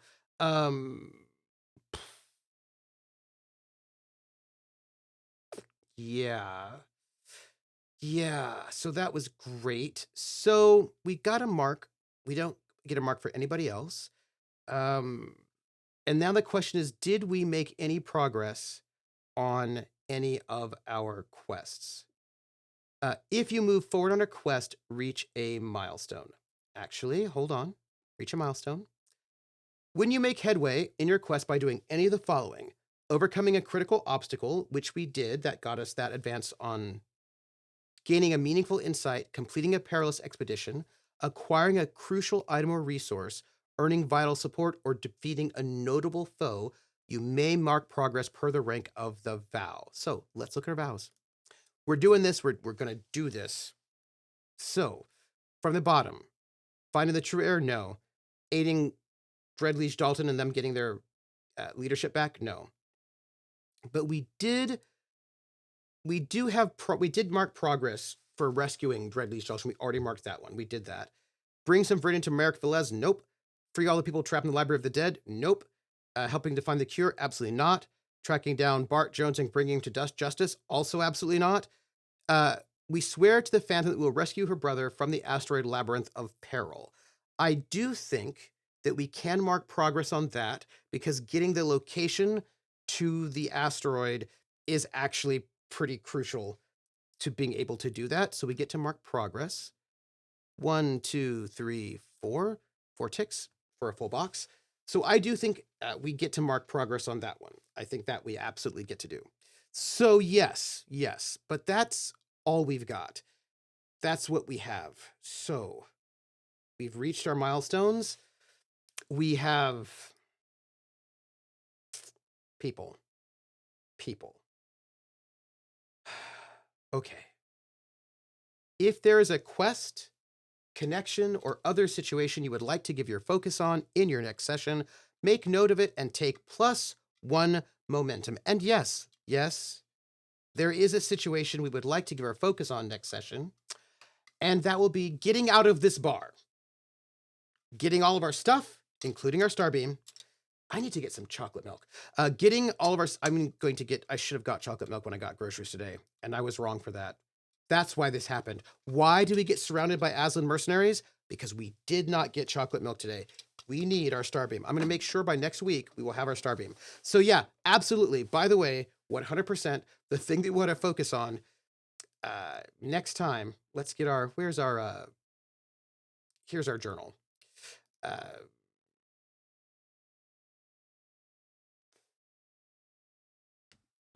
Focus for next time.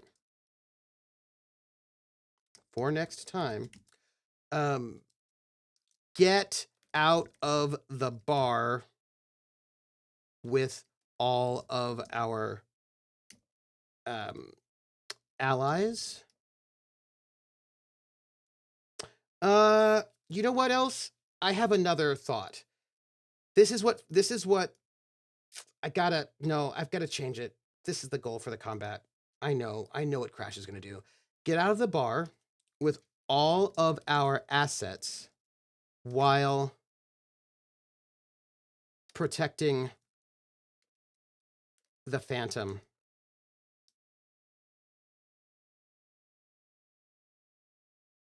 from retaliation. That is what we want to focus on for next time. And we need to actually go back right now and change the goal for our combat to escape Club 57 with our weapons with Emerald and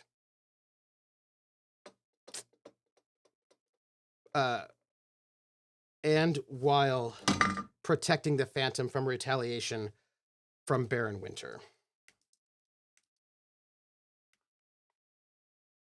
Okay. Whew. All right. So that, by the way, is all of our what do you call it? We get +1 momentum. Hold on. So our momentum, by the way, is now officially a 7.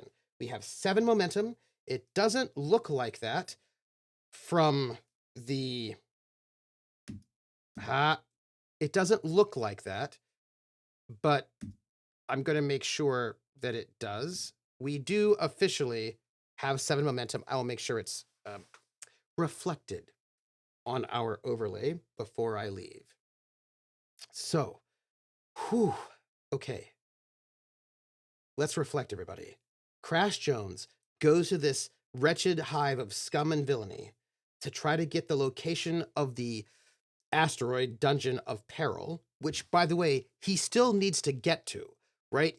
He still needs to actually get there and travel to this place so that he can do the rescuing. So we have 4 more sessions, and he needs to get out of this bar, get off this planet, and make his way to this place. And then he needs to get there and explore the place and rescue people and find out what's going on with Millie Belloq. Like, this is like a whole serious thing. What are we going to do? I don't know. He knows that Millie was being sketchy back when because she was trying to rescue somebody who's been kidnapped by the library. And so that's why she was being sketchy. But, like, is she still sketchy? Is she still giving information? Like, how did Failsafe find out, Captain Kieran Holland, find out that Crash was at the bar? Was that Millie too? Was it the Phantom? What's happening? Oh, he needs more Starbeam chocolate milk is what he needs. Oh my goodness. Okay. Wow. All right. I'm going to take off this jacket because it is indeed super hot in here.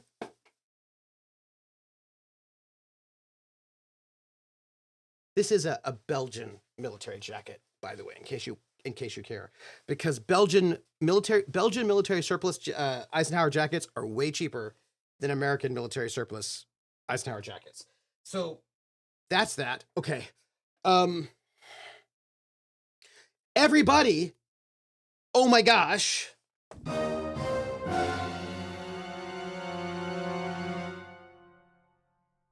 It's because Americans are so greedy.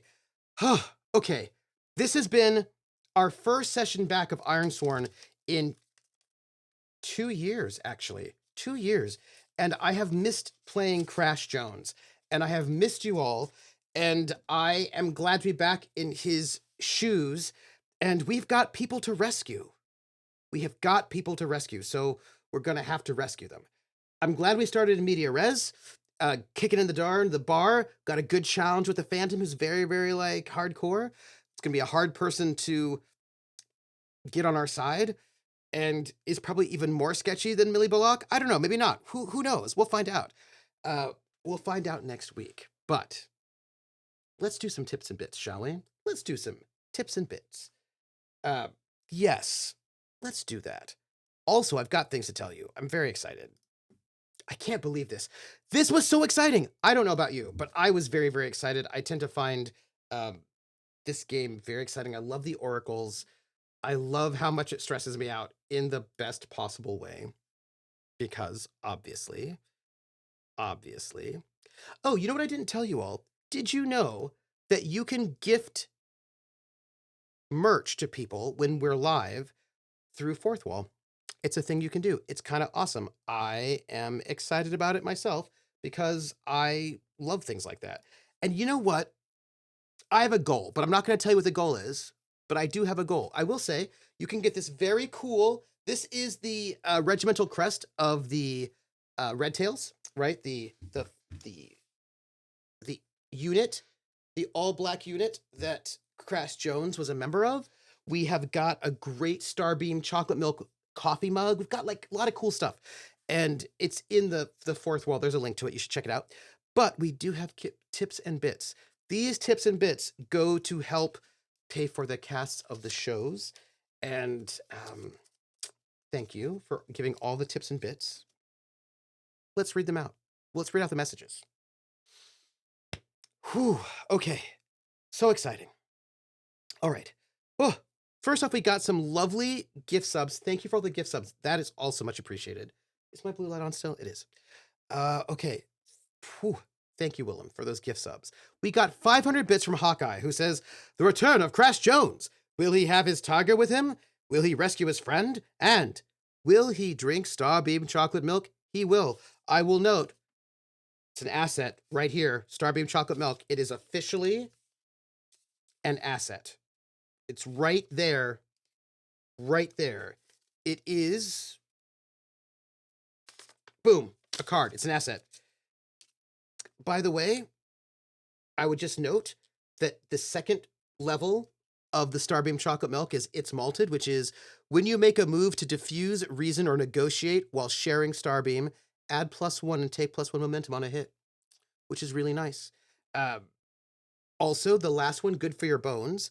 Once a day, you may sacrifice resources to relax with a mug of Starbeam and heal yourself and companions risk-free. If so, roll only your action die. On a 1 through 4, automatically give +1 health to everyone whose health is greater than 0.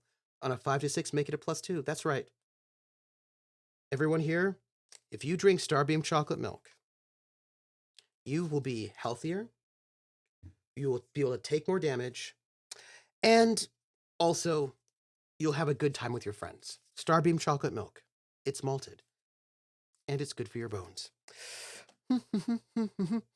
Also, we got a $20 tip from Rissa, who's amazing, who is also our mod and is great, who says, "Welcome back to Starbeam's best shill." Hey, it's not my fault that Starbeam chocolate milk is good for your bones. And also that it's malted. That's not my fault. I'm not even shilling. I'm just telling the truth. You know what I mean? It's just like, it's my favorite malted hot chocolate beverage on the Citadel. And also 100 bits from William TW, who says, "It's been awesome. It's so good to be back with you all and Crash Jones. I am glad to be back. I'm also glad to have my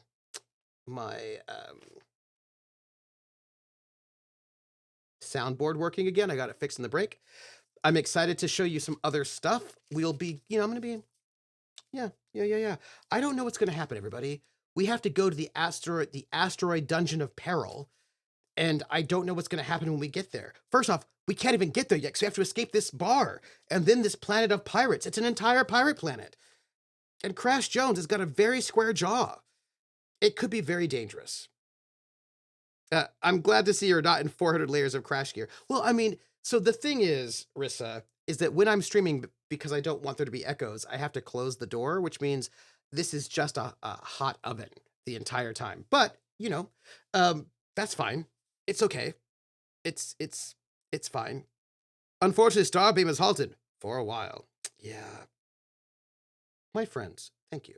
So let me say where you can find me and when and where and what. Y'all, look, I have to say, if you are interested in solo RPGs, go get Ironsworn Starforged. It's so good. It's really good. I I love it. I would like to play it more, but you know how it is. I recommend it highly. It is really good. So let's see. Um, it's Friday. Friday. Gotta get down on Friday. Everybody's looking forward to the weekend. Weekend. Friday, Friday.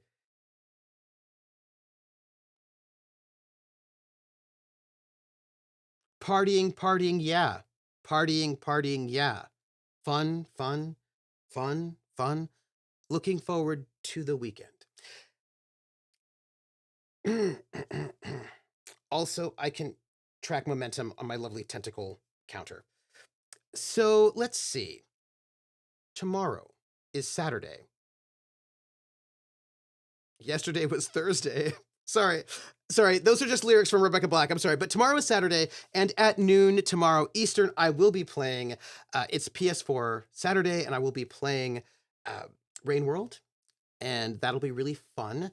And then on Sunday at 3 p.m. Eastern, be here on this channel for the first part of Cthulhu Confidential X Astoria with Jackie Dash reprising her role as the amazing Vivian Sinclair, also ice cold Vivian Sinclair, dealing with um, union troubles and the creation of a water tunnel taking water into Queens in 1934 New York.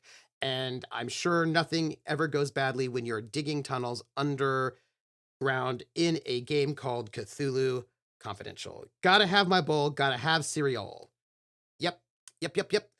We gotta get Trooper one of those ice vests like F1 divers wear under the racing. Oh, that would be really good. That would be good. But for me, it was Tuesday. Excuse me, I'm not allowed to watch till later, but you all definitely should watch Jackie Dash's Vivian's. Yes. Rissa is not allowed to watch.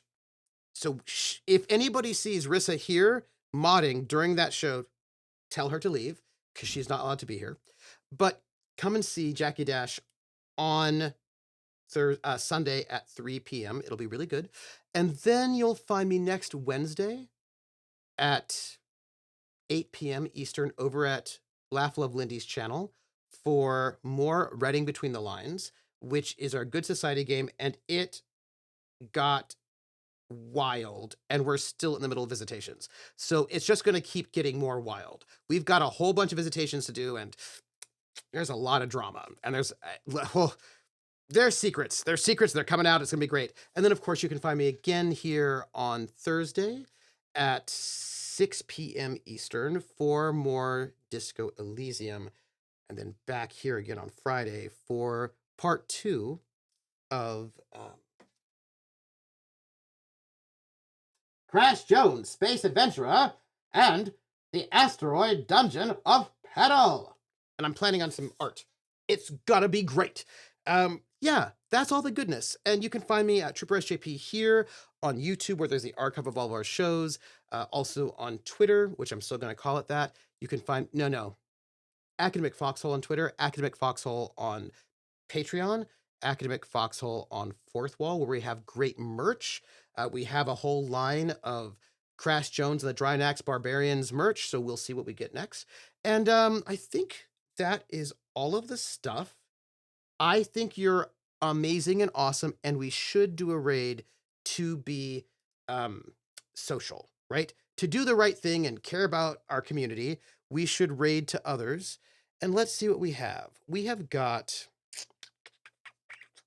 let's see, who do we know that is doing, or who seems very interesting that we could Center for Suicide Awareness charity stream Monster of the Week, 20 sides to every story. They seem like a good group of people to raid. I feel like that seems like a good thing to do. Let's do that. So we're going to go and raid the Center for Suicide Awareness charity stream on 20 sides to every story. Let's give them some love.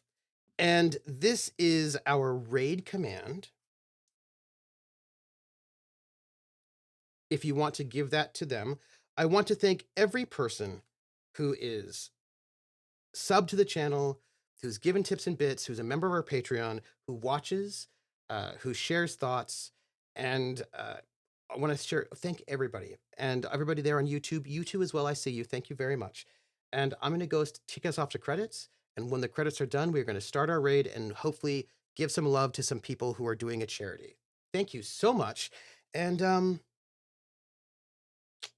until next week, remember, and I mean this very seriously, and I'm going to be very, very sincere right now.